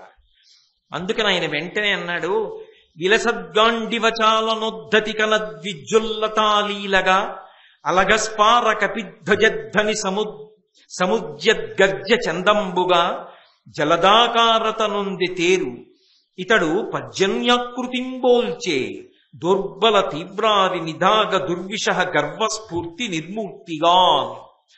ఈ అర్జునుడు రథమెక్కి వచ్చి నిలబడి ఆ బాణప్రయోగం చేస్తూ ఉంటే నాకు ఎంత సంతోషంగా ఉందంటే, భీష్మాచార్య, అతను పట్టుకున్నటువంటి గాంధీవన్ నాకు మెరుపు తీగలా కనపడుతోంది. అలాగే అలఘస్పార కపిధ్వజధ్వని సముద్యద్గర్జ చందంబుగా, ఆ కపిధ్వజం నుంచి వచ్చేసేటటువంటి ఆ ధ్వని ఉన్నదే, ఆ శబ్దం ఉన్నదే, అది ఏదో ఉరుము ఉరుముతున్నట్టుగా ఉంది. ఆయన ఎక్కిన రథం పెద్ద మేఘంలా ఉంది. ఇక ఇతడు బాణములన్న వర్షాన్ని కురిపిస్తాడు. ఏం పోగొడతాడు? శత్రువులన్న ఎండ పోగొట్టేస్తాడు. కాబట్టి ఆ అర్జునుడు నా దృష్టిలో ఒక మేఘం వచ్చినట్టుగా ఉంది, ఎంత సంతోషంగా ఉందో అని ఆ అర్జునుణ్ణి చూసి పొంగిపోయాడు. ఉత్తర కుమారుడు అదే కదా యుద్ధానికి రావడం పాపం. ఆయన ఆ భీష్ముడు మొదలైన వాళ్ళంటే మాటలండి. వాళ్ళు, వాళ్ళ రథాలు, వాళ్ళ రూపాలు, వాళ్ళ కవచాలు, వాళ్ళ ధనస్సులు, వాళ్ళ ప్రతాపాలు, పౌరుషాలు ఎలా ఉంటారు ఒక్కొక్కళ్ళు. ఉనికిపోయాడు చూసి. ఉనికిపోయి అర్జునుడిని అడిగాడు, అసలు వీళ్ళందరినీ చూస్తుంటే ఇంతటి వీరోచితమైనటువంటి రూపాలతో ఉన్నారు, అర్జున వీళ్ళెవరో నాకు ఒక్కసారి చెప్దు అన్నాడు. చెప్పడంలో ఒక మర్యాద ఉంటుంది. ఎందుకని అంటే, మీరు ఎక్కడున్నారో అక్కడ మీరు మాట్లాడేటప్పుడు మీ సంస్కారము వ్యక్తమవుతుంది. ఎవరమ్మా మీరు అని అడిగారు అనుకోండి, ఒక పెళ్ళైపోయిన స్త్రీని, నేను ఫలానా వారి కోడలనండి అని చెప్పాలని శాస్త్రవాక్కు. ఎందుకని అంటే అది మర్యాద. సీతమ్మంతటిది రామాయణం సుందరకాండలో పృథివ్యారాజసింహానాం ముఖ్యస్య విదితాత్మనః స్నుషా దశరథస్యాహం శత్రుసైన్య ప్రతాపినః అంది. నేను దశరథ మహారాజు గారి కోడల్ని అని చెప్పింది. అలా మీరు ఎక్కడున్నారో అది చెప్పడంలో మీకు ఆనందం కలగాలి. మీరు ఎక్కడున్నారో అక్కడ కూర్చోవడంలో మీకు సంతోషం కలగాలి. అలా మీరు సంతోషాన్ని పొందలేకపోయారనుకోండి, అది మీకు అశాంతి, మీ చుట్టూ ఉన్న వాళ్ళకి అశాంతి. కుటుంబంలో ఉన్నప్పుడు ఆ కుటుంబ పెద్దగా మీకు సంతోషం ఉండాలి. నాకేమి పరమేశ్వరుడు మంచి భార్యనిచ్చాడు, మంచి బిడ్డల్నిచ్చాడు, ఉన్నదానితో ఎందరికో ఇల్లు లేవు, నాకు చిన్న ఇల్లు ఇచ్చాడు. చాలా మందికి ఉద్యోగాలు లేవు, ఏమంత పెద్ద చదువు చదివించానని నాకు మంచి ఉద్యోగం ఇచ్చాడు, మంచి అధికారులను ఇచ్చాడు, మంచి స్నేహితుల్ని ఇచ్చాడు, మంచి సహోద్యోగుల్ని ఇచ్చాడు, వాహనం ఇచ్చాడు, నాకేమి ఇవ్వలేదు. ఓ సంతోషం ఉండాలి. ఇక్కడికి వచ్చాను అనుకోండి, ఎంతో మంది వింటున్నారు, నేను భారతాన్ని చెప్పగలుగుతున్నాను, నాది ఎంత అదృష్టం. ఓ సంతోషం ఉండాలి. నువ్వు ఏ పని చేస్తున్నా నీకు ఆ సంతోషం ఉండాలి. అంతేకాని ఎక్కడో అక్కడ కూర్చుని ఏమిటో నా కర్మ ఇది అని ఏడుస్తుంటే నీకు నువ్వు బరువు, నువ్వు ఉండడం వల్ల అక్కడ ఉన్న వాళ్ళకి బరువు. అలా ఉండకూడదు మనిషి. సంతోషంగా ఉండాలి. ఎక్కడ కూర్చోండి అక్కడ కూర్చోవడం మీకు సంతోషం కావాలి. అందుకే పరమ సంతోషంగా అర్జునుడు ఆ వీరులందరినీ కూడా పరిచయం చేస్తున్నాడు. పరిచయం చేసేటప్పుడు పాటించిన పద్ధతి వలన అర్జునుడి సంస్కారం తెలుస్తుంది. ఆ మొట్టమొదట ఎవరిని పరిచయం చెయ్యాలి? ఎంతమంది ఉండనివ్వండి, ముందు గురువు గారి గురించి చెప్పాలి. గురువు గారి గురించి చెప్పేటప్పుడు పేరు వాడరు, గురువు గారి పేరు చెప్పకూడదు. పేరు చెప్పకుండా చెప్పాలి, పరమ పవిత్రంగా చెప్పాలి. ఎంత అందంగా మాట్లాడాడో పెద్దలందరి గురించి అర్జునుడు. అది ఆయన సంస్కార బలానికి నిదర్శనం. కాంచనమయ వేదికా కనత్కేతనోజ్వల విభ్రమము వాడు కలశజుండు, సింహలాంగూల భూషిత నభోభాగకేతు ప్రేంఖణము వాడు ద్రోణసుతుడు, కనక దోవృష సాంద్ర కాంతి పరిస్ఫుట ధ్వజ సముల్లాసంబువాడు కృపుడు, లలితకంబు ప్రభాకలిత పతాకా విహారంబువాడు రాధాత్మజుండు, మణిమయోరగ రుచిజాల మహితమైన పడగవాడు కురుక్షితిపతి, మహోగ్ర శిఖర ఘన తాళ తరువగు సిడమువాడు సురనదీసూనుడెర్పడ చుచికొనుము అన్నాడు. ఎంత మర్యాదగా పరిచయం చేశాడు. వాళ్ళు శత్రుపక్షంలో ఉన్నారు, అయినా మర్యాద, ఆ మాట్లాడడంలో మన్నన, ఆ గౌరవం, అసలు ఆ వాక్య నిర్మాణ ప్రజ్ఞ. ఒక విషయాన్ని ప్రతిపాదించేటప్పుడు ఆ విషయానికి కట్టుబడి మాట్లాడడం ఎంత గొప్పగా మాట్లాడతారో. కాంచనమయ వేదికా కనత్కేతనోజ్వల విభ్రమము వాడు కలశజుండు అని చెప్పి ఊరుకుంటాడా? 2 చేతులతో నమస్కరించి చెప్తాడు ఆ మాట. ఎవరిని చెప్తున్నాడు? ముందు అదిగో పతాకాల్ని బట్టి చెప్తున్నాడు. బంగారు వేదిక గుర్తుగా కలిగినటువంటి పతాకం రథం మీద ఎగురుతున్నవాడున్నాడే, ఆయన కలశజుండు, కలశంలోంచి పుట్టినవాడు. పేరు చెప్పలేదు. ఎవరు కలశంలోంచి పుట్టినవాడు? ద్రోణుడు. అంటే ముందు ఎవరి గురించి మాట్లాడాడు? గురువు గారి గురించి మాట్లాడాడు. అది సంస్కార బలం అంటే. ఆ గురువుని తలుచుకుని పొంగిపోతారు. గురువుకి అర్జునుడిని చూడడం ఎంత సంతోషమో, అర్జునుడికి గురువు గారిని చూడడం అంత ఆనందం, అంత వినయం. అందుకే కాంచనమయ వేదికా కనత్కేతనోజ్వల విభ్రమము వాడు కలశజుండు, సింహలాంగూల భూషిత నభోభాగకేతు ప్రేంఖణము వాడు ద్రోణసుతుడు. గురువుతో సమానం గురుపుత్రుడు. అందుకని గురుపుత్రుణ్ణి చెప్తున్నాడు ఇప్పుడు. చెప్తూ అదిగో రథం మీద పతాక ఉంది, ఆ పతాకం మీద సింహం యొక్క తోక ఎగురుతోందే, తోక ముద్రింపబడి ఉన్నదే, పతాకం మీద సింహము యొక్క తోక ఉన్న రథమున్నవాడున్నాడే, ఆయన మా గురుపుత్రుడు అన్నాడు తప్ప పేరు చెప్పలేదు. గురువుతో సమానం కదా, ద్రోణసుతుడు, ద్రోణుని యొక్క సుతుడు అన్నాడు. ఇక్కడ ద్రోణుడి పేరు చెప్పాడు, కానీ ద్రోణసుతుడు ఎవరో పేరు అన్నా. ద్రోణసుతుడు కనక గోవృష సాంద్రకాంతి పరిస్ఫుట ధ్వజ సముల్లాసంబువాడు కృపుడు. బంగారు రంగులో ఉండేటటువంటి ఆవు ఎద్దు కలిసి ఉన్నటువంటి ఆ పతాకం రథం మీద ఎగురుతున్నవాడున్నాడే, ఆయన కృపాచార్యుడు. లలితకంబు ప్రభాకలిత పతాకా విహారంబువాడు రాధాత్మజుండు. అదిగో ఆ లలితమైనటువంటి అందమైనటువంటి కాంతి కలిగినటువంటి శంఖం ఒకటి పతాకం మీద గుర్తుగా కలిగిన వాడున్నాడే, ఆయనే కర్ణుడు. రాధాత్మజుండు మణిమయోరగ రుచిజాల మహితమైన పడగవాడు కురుక్షితిపతి. మాణిక్యములతో తయారు చేయబడినటువంటి పడగ, ఒక పాము యొక్క పడగని తన పతాకం మీద గుర్తుగా పెట్టుకున్న రథంలో నించున్నాడే, వాడు దుర్యోధనుడు. కురుక్షితిపతి మహోగ్ర శిఖర ఘన తాళ తరువగు సిడమువాడు సురనదీసూనుడు. చివర చెప్పినా తక్కువవాడు కాడు. ముందు గురువుని చెప్పాడు, అంత గొప్ప చివర చెప్పాడు. ఊరేగింపు కూడా ఏమిటంటే ముందు ఎంత పెద్దవాళ్ళు ఉంటారో వెనక అంతమంది పెద్దలు ఉండాలి. కాబట్టి మహానుభావుడిని పరిచయం చేస్తున్నాడు, విశేషణం వేసి చెప్తున్నాడు. జీవితంలో ఈ సంస్కారం అలవాటు కావాలండి. కొంతమంది పెద్దల పేర్లు చెప్పేటప్పుడు ఆ గౌరవం, ఆ మర్యాద, చక్కగా అలా మాట్లాడడం రావాలి, ఆ సంస్కార బలం. అంతేకాని అందరినీ ప్రతి వారిని పట్టుకుని ఏకవచన ప్రయోగం చేయడం, ఎదురుగుండా లేరు అనేటప్పటికీ తక్కువ చేసి మాట్లాడుతూ ఉండడం, అది తగినంత ప్రాతిపదిక లేకుండా విమర్శ చేయడం, ఇవి హేయమైనటువంటి విషయాలు. వాటి జోలికి వెళ్ళకూడదు. సంస్కార బలం అంటే తన ఎదురుగుండా శత్రువుగా నిలబడినా కూడా ఎంత మర్యాదగా మాట్లాడుతున్నాడో చూడండి. ఇది అర్జున సంస్కారం అంటే. కాబట్టి శిఖర ఘనతాళ తరువగు శిడమువాడు, పెద్ద శిఖరం ఎలా ఉంటుందో అంత పెద్ద తాటి చెట్టు గుర్తుగా పతాకం మీద ఉన్నాడే ఆయన సురనదీసూనుడేర్పడ చూసికొనుము. అదిగో మహానుభావుడు గాంగేయుడు. ఆ గాంగేయుడున్నాడే ఆయన భీష్మాచార్యుల వారు, మా వంశానికి అంతటికీ పెద్దవాడు అని ఆ భీష్మాచార్యుల వారిని చూపించాడు. చూపించి వెంటనే ఉత్తర కుమారుడితో ఒక మాట చెప్పాడు. మరి సారథిగా ఉన్నాడు కదూ, గురునకు ప్రదక్షిణంబుగ నరదము పోనిత్తము. ఎదురుగుండా ఉన్నవారు గురువు గారు సుమా, ఎట్టి పరిస్థితులలో నువ్వు రథం నడిపేటప్పుడు గురువు గారికి అప్రదక్షిణంగా మన రథం వెళ్ళడానికి వీల్లేదు. ఎంత మర్యాద చూడండి. అంటే గురువు గారు నా కుడి చేతి పక్కకు ఉండాలి తప్ప ఆయన నా ఎడం చేతి పక్కకు వచ్చేలా రథం నడపద్దు. ఎడం పక్కకు వస్తే అప్రదక్షిణం. దక్షిణం అంటే కుడి, ప్రదక్షిణం అంటే ఎంత తిరిగినా కుడి పక్కకే ఉంటే ప్రదక్షిణం అంటారు. నేను ఇలా వెళ్ళాను అనుకోండి, ముందు ఇలా వెళ్ళాను అనుకోండి, ఇది నాకు కుడి చేతి పక్కకు ఉంటుంది. కుడి చేతి పక్కకు ఉంటే దక్షిణం. నేను ఇలా వచ్చాను అనుకోండి, ఎడం పక్కకి వెళ్ళింది అంటే అది ప్రదక్షిణం కాదు. నేను ఇలా వెళ్ళి ఇలా వచ్చాను అనుకోండి, నాకు కుడి చేతి పక్కకే ఉంది. అలా వచ్చాను అనుకోండి, కుడి పక్కకు ఉంది. ఇలా ఉందనుకోండి, కుడి పక్కకే ఉంది. అంటే దేని చుట్టూ నేను అలా తిరుగుతానో అది నాకు ఉద్ధారకమని గుర్తు. అది నాకు పరమ పూజనీయము, అత్యంత గౌరవప్రదమైనది. అంటే అది ఎప్పుడూ కుడి చేతి వైపే ఉండేటట్టుగా తిరగాలి తప్ప అది మన ఎడం చేతి వైపుకి వచ్చేటట్టుగా తిరగకూడదు. అలా తిరగకుండా మర్యాద పాటిస్తే దాన్ని ప్రదక్షిణంగా వెళ్ళారు అంటారు.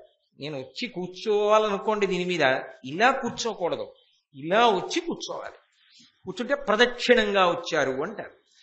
అంతేగాని అప్రదక్షిణంగా వెళ్ళకూడదు. ఆయన మా గురువు గారు.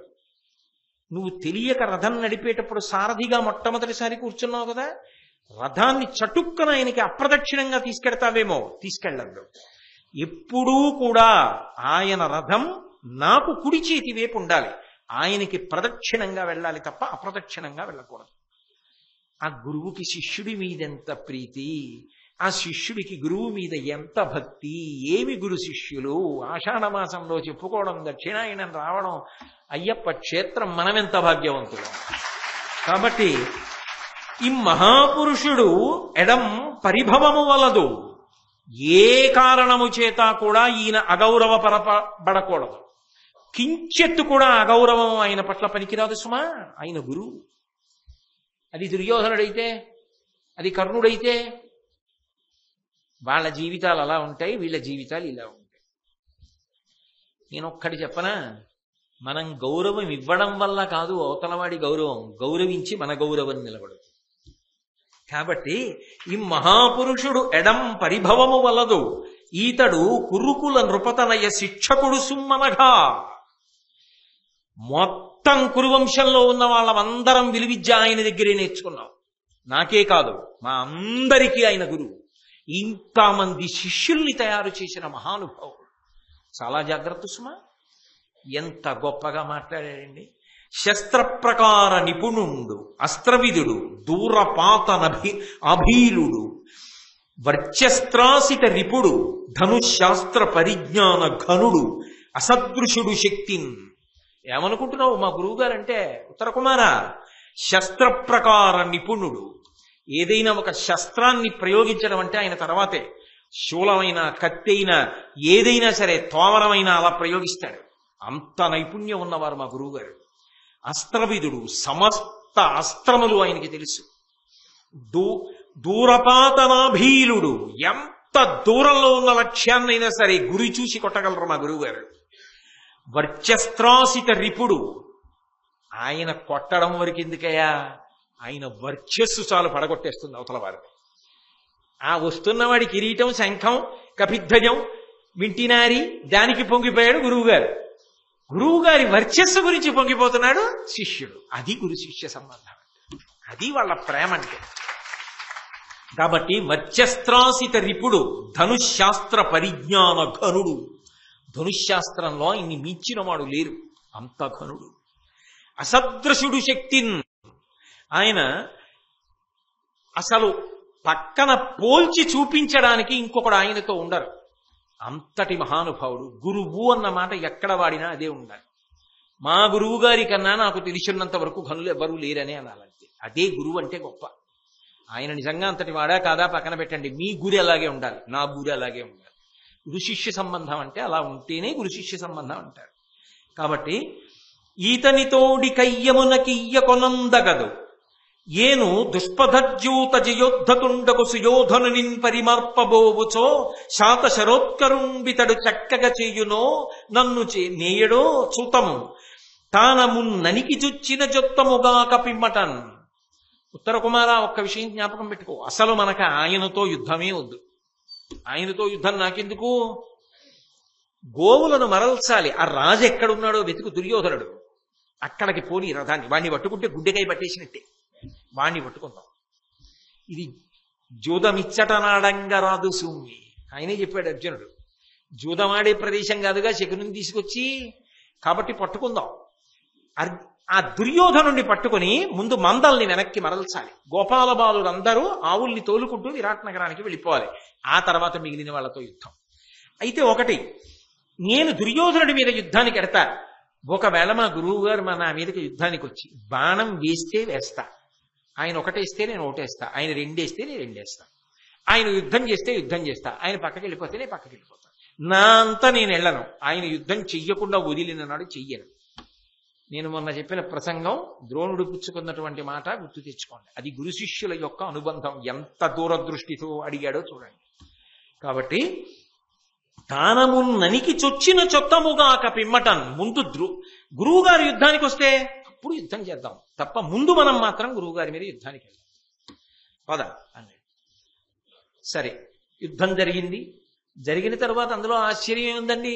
ఉత్తర క్షణంలో గోవులన్నింటినీ మరల్చేశాడు, సమ్మోహనాస్త్రం ప్రయోగించాడు. అందరూ కింద పడిపోయారు, ఒక్క భీష్మాచార్యుల వారు తప్ప. ఆయన వశపడడం. బొమ్మ పొత్తికలు కూడా తెచ్చేసుకున్నాడు. ఉత్తరకి మాట ఇచ్చినందుకు ఉత్తర కుమారుడు. అర్జునుడు విజయం సాధించాడు. అందరూ పడిపోయారు, అర్జునుడు వెళ్ళిపోయాడు. ఆ తర్వాత లేచి ఏడు అర్జునుడు అన్నాడు. భీష్మాచార్యుల వాడు చెప్పాడు, అదృష్టం వదిలిపెట్టేశాడు, కుత్తుకలు కత్తిరించేయలేదు, వదిలేయండి ఇక్కడతో కార్యక్రమాన్ని. ఆవులు వెళ్ళిపోయి ఖిన్నమతి అయి దుర్యోధనుడు సిగ్గుతో అవమానంతో వెనక్కి తిరిగి వెళ్ళిపోయాడు. విరాట పర్వంలో ద్రోణాచార్యుల వారు అక్కడ వరకు కనపడతారు. తర్వాత మళ్ళీ ఉద్యోగ పర్వంలో కనపడతారు. కనపడినప్పుడు కృష్ణ భగవానుడు రాయబారానికి వచ్చాడు.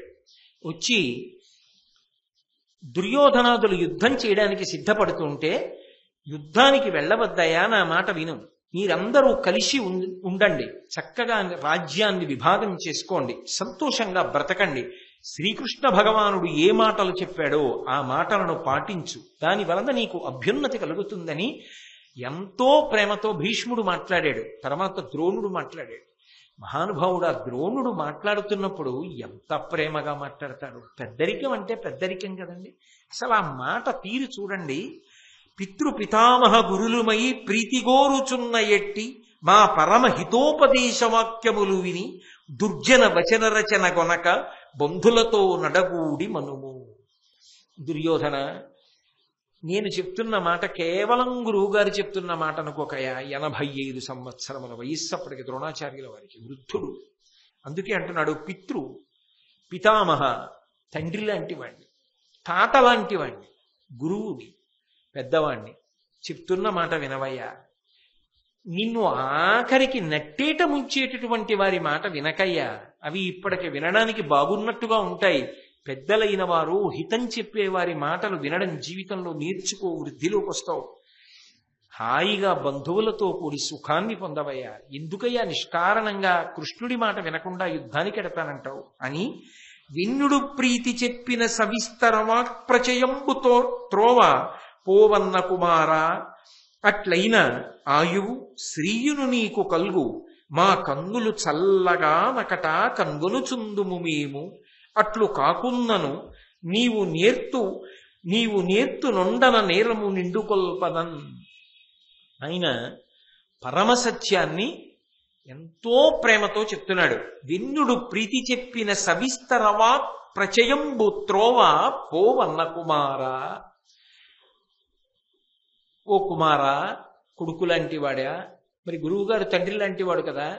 ఆ వెన్నుడు, ఆ శ్రీకృష్ణుడు చెప్పినటువంటి మాటలు వినవయ్యా. నా మాట విను. అందరికీ హితమైన మాటలు చెప్పాడు, వాటిని ఆదరించు. ఆయువు శ్రీయును నీకు కలుగు. ఆయన చెప్పిన మాటలు పాటిస్తే నీకు ఆయుర్దాయం నిలబడుతుంది, దానితో పాటు సంపద నిలబడుతుంది. ఎందుకయ్యా అనవసరంగా యుద్ధానికి ఎడతావు? విస్పష్టంగా చెప్పేశాడు, యుద్ధానికి వెడితే మరణిస్తావు, ఆయువు పోతుంది. మరణించిన తర్వాత సంపద ఏమిటి? రాజ్యము నశిస్తుంది. నా మాట విను, రెండూ నిలబడతాయి. బంధువులతో సుఖంగా ఉంటావు. నీతో పాటు ఎందుకు ఇంతమందిని తీసుకెళ్లి ఆ యజ్ఞభూమిలో సమిధల కింద వేసేస్తావు? వద్దు. అలాగే మా కన్నులు సల్లగానకట కన్గొనుచుందుము మేము. ఎంత పెద్దరికంతో మాట్లాడాడు. మా కన్నులు చల్లగా పిల్లలందరినీ మిమ్మల్ని చూసి మీరు వృద్ధిలోకి వస్తుంటే ఆనందపడతామయ్యా. అట్లు కాకున్నను నీవ నేర్తు నొండవ నేరము నిండు కొల్వునన్. ఇక ఈ సభలో నేను ఏమీ చెప్పదలుచుకోలేదు నీకు, కానీ ఒక్క మాట చెప్తున్నా.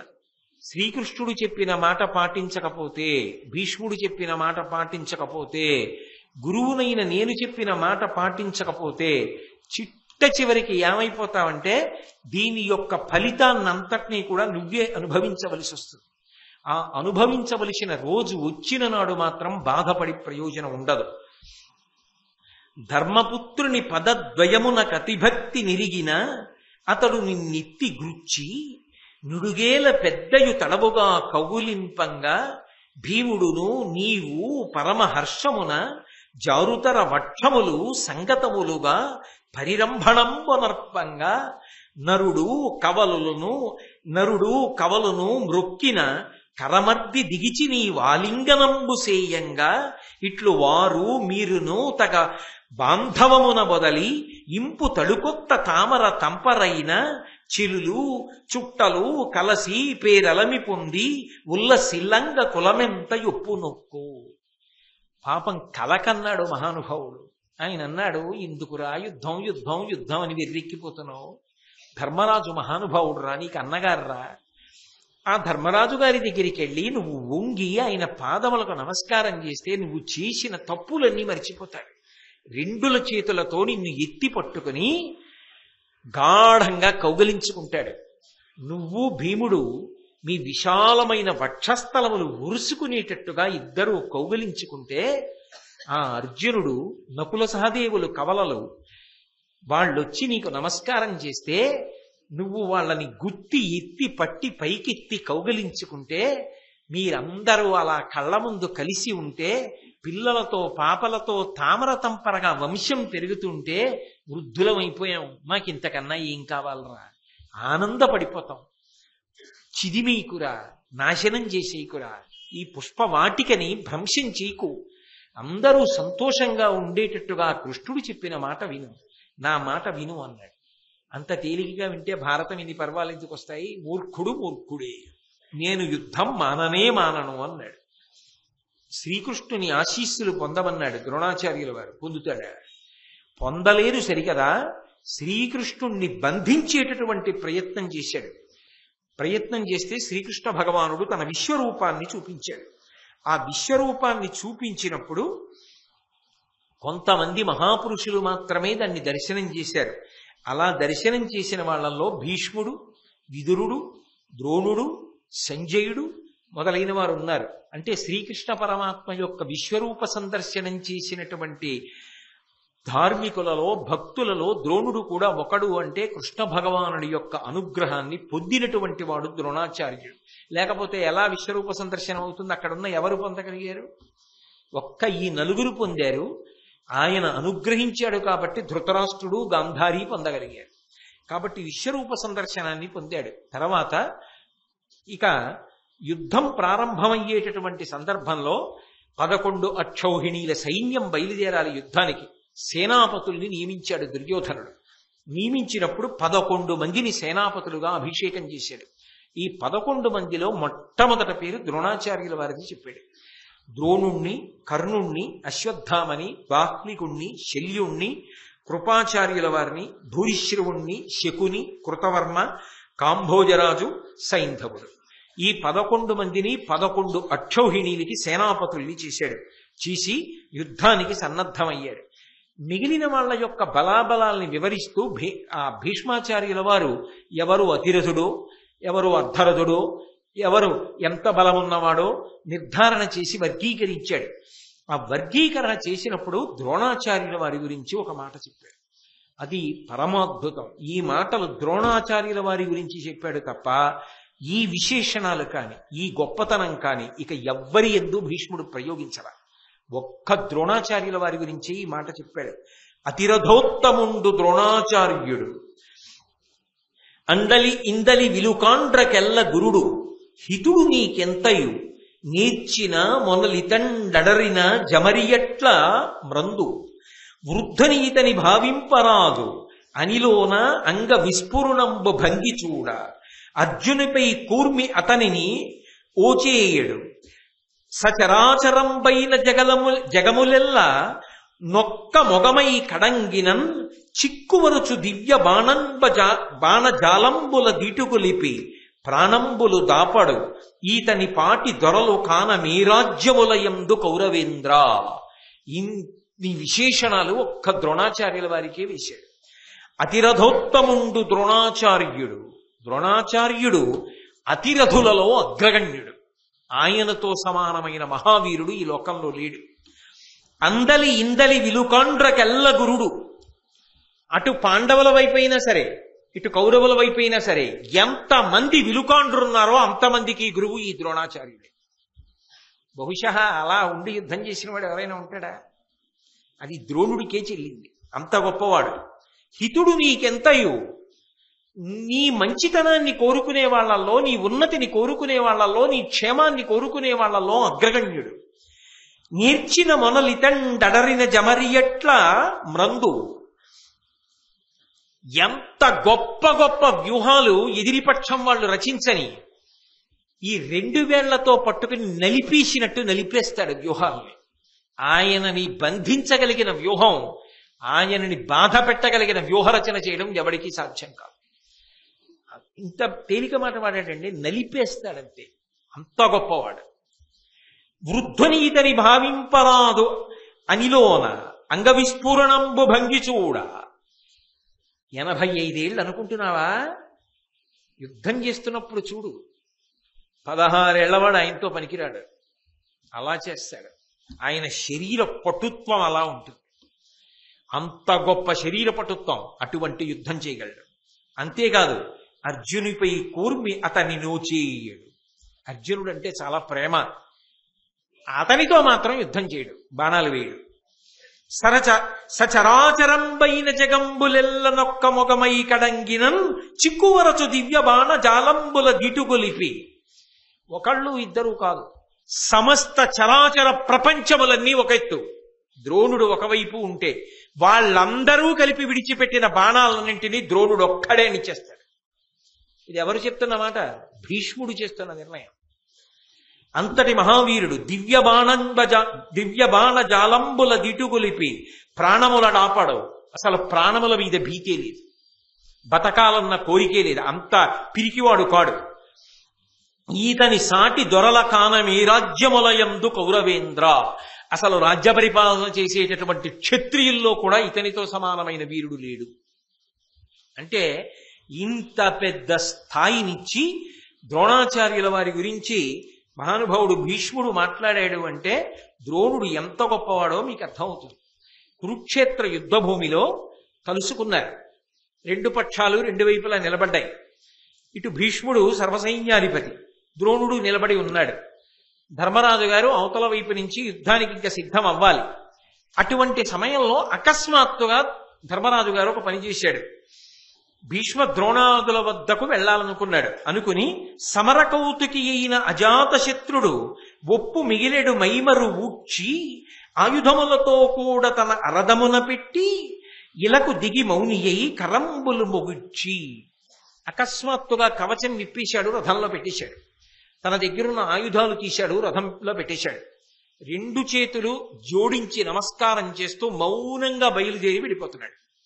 హడిలిపోయారు మిగిలినటువంటి తమ్ముళ్ళు, మిగిలిన వీరులు. ఏమైంది? ఇంత యుద్ధానికి వచ్చిన తర్వాత ధర్మరాజు ఏమిటి కవచం కూడా విప్పి రథంలో పెట్టి వెళ్ళిపోతున్నాడని అందరూ వెడుతున్నారు. కృష్ణ భగవానుడు కూడా బయలుదేరాడు. అప్పుడు కృష్ణుడు చెప్పాడు, మీ అన్నయ్య సామాన్యుడు కాడు. మీ అన్నయ్యకి బాగా శాస్త్రం తెలుసు, పెద్దల యొక్క ఆశీర్వచనం లేకుండా విజయం సాధించలేనని తెలుసు. ఎదురుగుండా ఉన్న వాళ్ళు భీష్మద్రోణాది మహావీరులు ఉన్నారు. భీష్ముడి దగ్గర, కృపాచార్యుడి దగ్గర, ద్రోణాచార్యుల వారి దగ్గర ఆశీర్వచనానికి వెడుతున్నాడు. అలా వెడుతున్నప్పుడు కవచంతో వెళ్ళకూడదు.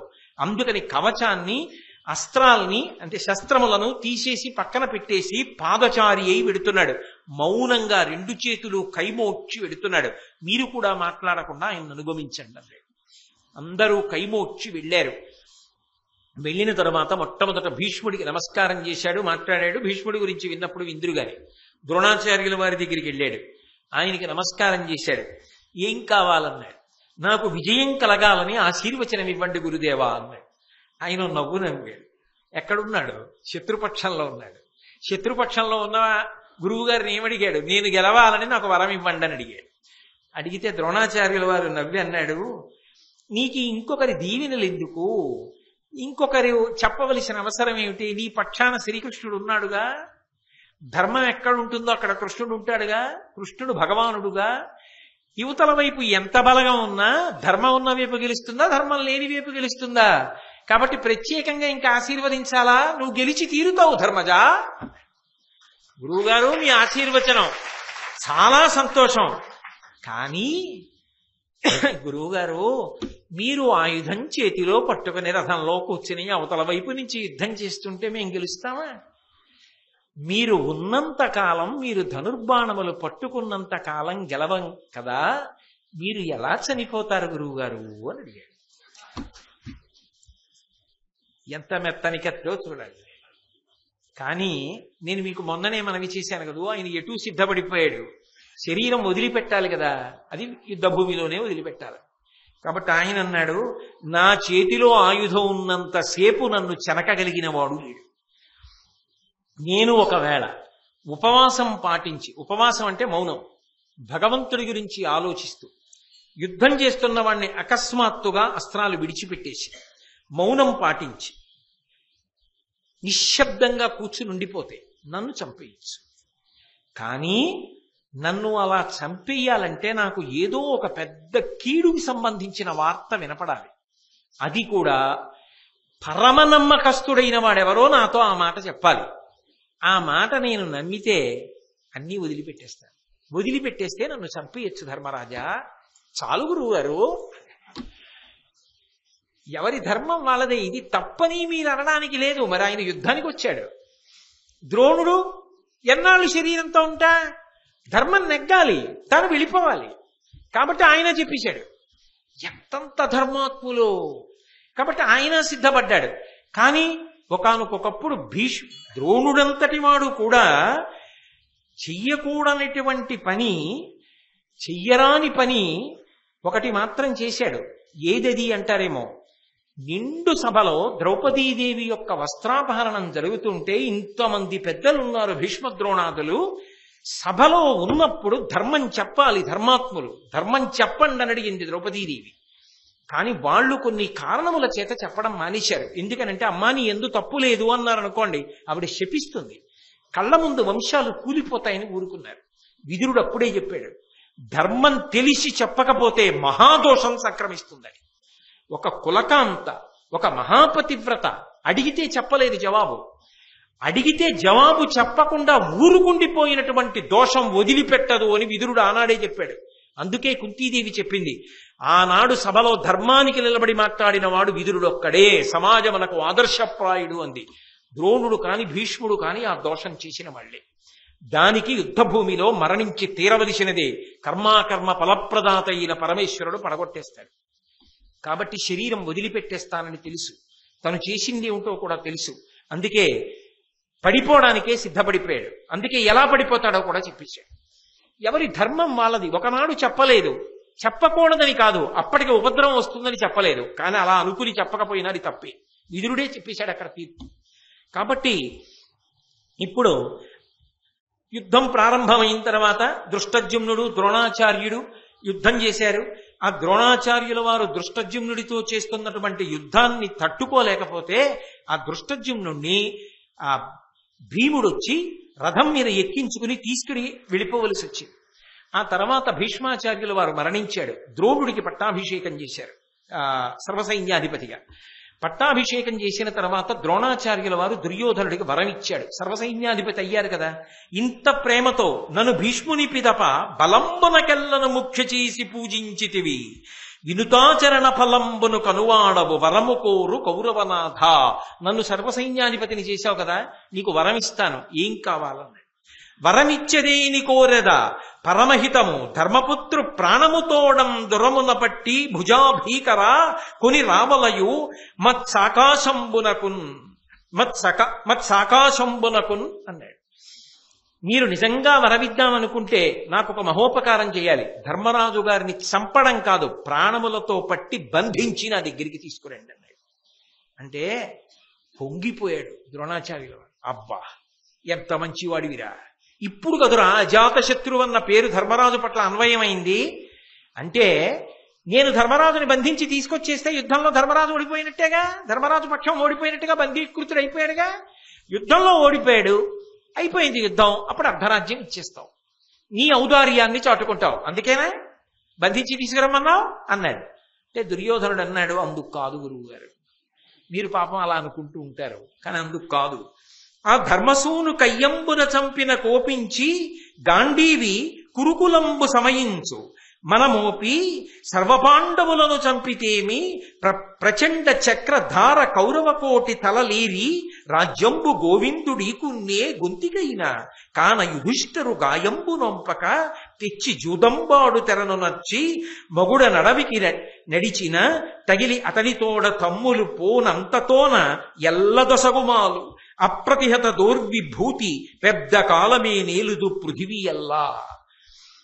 ఈ గురువుగారు నేనేదో అర్ధరాజ్యం ఇద్దామని ధర్మరాజు గారిని ప్రాణాలతో పట్టి తెమ్మని చెప్పలేదు. మీరు గాని చటుక్కుని ధర్మరాజు గారిని చంపేశారనుకోండి, అర్జునుడికి ఎక్కడలేని కోపం వచ్చి మమ్మల్ని అందరినీ చంపేస్తాం. పోని పాండవులందరినీ చంపేశారనుకోండి, కృష్ణుడు భగవానుడుగా సుదర్శన చక్రాన్ని పట్టేస్తాడు, శపథాన్ని పక్కన పెట్టి అందరినీ చంపేసి 5 పాండవులు లేకపోతే రాజ్యం కుంతీదేవికి పట్టాభిషేకం చేసేస్తాడు. ఎటు చూసినా మేము ఉండం. కానీ మీరు ధర్మరాజుని ప్రాణాలతో పట్టుకొచ్చారనుకోండి, మళ్ళీ జూదం ఆడించి మళ్ళీ అరణ్యవాసం అజ్ఞాతవాసానికి పంపిస్తా. ఎంత తేలిక మార్గం, అందుకు తీసుకురమ్మన్నాను. అంటే ఆయన ఆశ్చర్యపోయి, అమ్మ బాబోయ్ వీడి దగ్గర ఇన్ని దుర్మార్గపుట ఆలోచనలున్నాయా అనుకుని, నరుడెడ సొచ్చెనేని వినునాకది దుష్కరము ఏనొకండనే సురగణమైన వ్రేలకొని చూపకజాలరు వాడు లేనిచో తిరమయి పోర నిల్చిన యుధిష్ఠరు ద్రౌపది పుట్టినింట వేవురు వెరుగంది చూడ అలవుం జలముం చెడబట్టి తెచ్చెదన్. వెంటనే ఇచ్చిన వరాన్ని దిద్దాడు. నీకు ధర్మరాజుని ప్రాణములతో పట్టి తెమ్మని కదా అడిగావు, వరం అడిగితే పట్టి తెస్తాను. నేనేమిటి, పరమశివుడు అర్జునుడితో యుద్ధం చేయలేడు. ఎప్పుడు పట్టి తెస్తానంటే అర్జునుడి చేత ధర్మరాజు రక్షింపబడకపోతే పట్టి తీసుకొస్తా. అర్జునుడు ధర్మరాజును రక్షిస్తున్నాడు అనుకోనే చాలేను, తెస్తే మరి ఇలాంటి తప్పు పని చేస్తానంటున్నాడుగా. అందుకని అర్జునుడి రక్షణలో ధర్మరాజు ఉన్నంతకాలం నేను తేరలేదు. ఈ వార్త చారుల ద్వారా వెళ్ళిపోతుందిగా, అర్జునుడు ధర్మరాజును రక్షించుకున్నాడు, అందుకే ద్రోణుడు హతుడైపోయాడు. ఒకే ఒక్కసారి మాత్రం ఏమైపోయిందంటే, అర్జునుడు దూరంగా ఉండగా ధర్మరాజుని పట్టాలని పద్మవ్యూహ రచన చేశారు. చేస్తే పాపం అభిమన్యుడు వెళ్ళిపోయాడు. పద్మవ్యూహాన్ని భేదించడం తెలుసు కానీ వెనక్కి రావడం తెలియనివాడు. గొప్ప యుద్ధం చేసి వేలకి వేల సైన్యాన్ని మట్టుపెట్టాడు. అది చూసి అతనితో ఎలా యుద్ధం చెయ్యాలో అర్థం కాక సైంధవుడు మిగిలిన పాండవులందరినీ అడ్డుకున్నాడు. వాళ్ళు లోపలికి రాలేదు వ్యూహంలోకి. అటువంటి సమయంలో వెళ్ళి కర్ణుడు అడిగాడు, అసలు ఎలా మట్టు పెట్టాలి అభిమన్యుణ్ణి, పిల్లవాడు కానీ ఆపలేకపోతున్నామే, ఇంతమందిని చంపేస్తున్నాడు, ఏం చెయ్యాలని అడిగారు. అడిగితే అప్పుడు ద్రోణాచార్యుల వారు చెప్పాడు, కవచధారణమను ఘన విద్య కవ్వడికే నిరింగించితి, ఇతడు దాని నేర్చుట ఈతని ఎట్టన నొప్పింప శక్యంబు కాదు, వంచెన గుణంబు నరకంగా చాపంబు విరుగనీయగా ఘోటకముల చంపగా సూతు సమయు చేయనగు చాలుదేని నీ వట్ల సేయుము చేత ధనుగుండా అవ్వీరు జనయవశమి దేవతలకునైనా కావున ఒక్కమై విల్లు త్రుంచి తరిమి విరధు చేసి చూచికొందమలవు చొప్పున తెగునే ఈ రధికవరుని పటు పరాక్రమంబు. అతనికి కవచధారణ అని ఒక విద్య ఉంది, అది నేను అర్జునుడికి నేర్పా, అర్జునుడు ఈ అభిమన్యుడికి నేర్పాడు. ఆ విద్య చేతిలో ఉన్నవాడు కాబట్టి ఇతనిని కొట్టడం ఎవరికి సాధ్యం కాదు. అతని చేతిలో ధనస్సు ఉండగా యుద్ధం చేయలేం.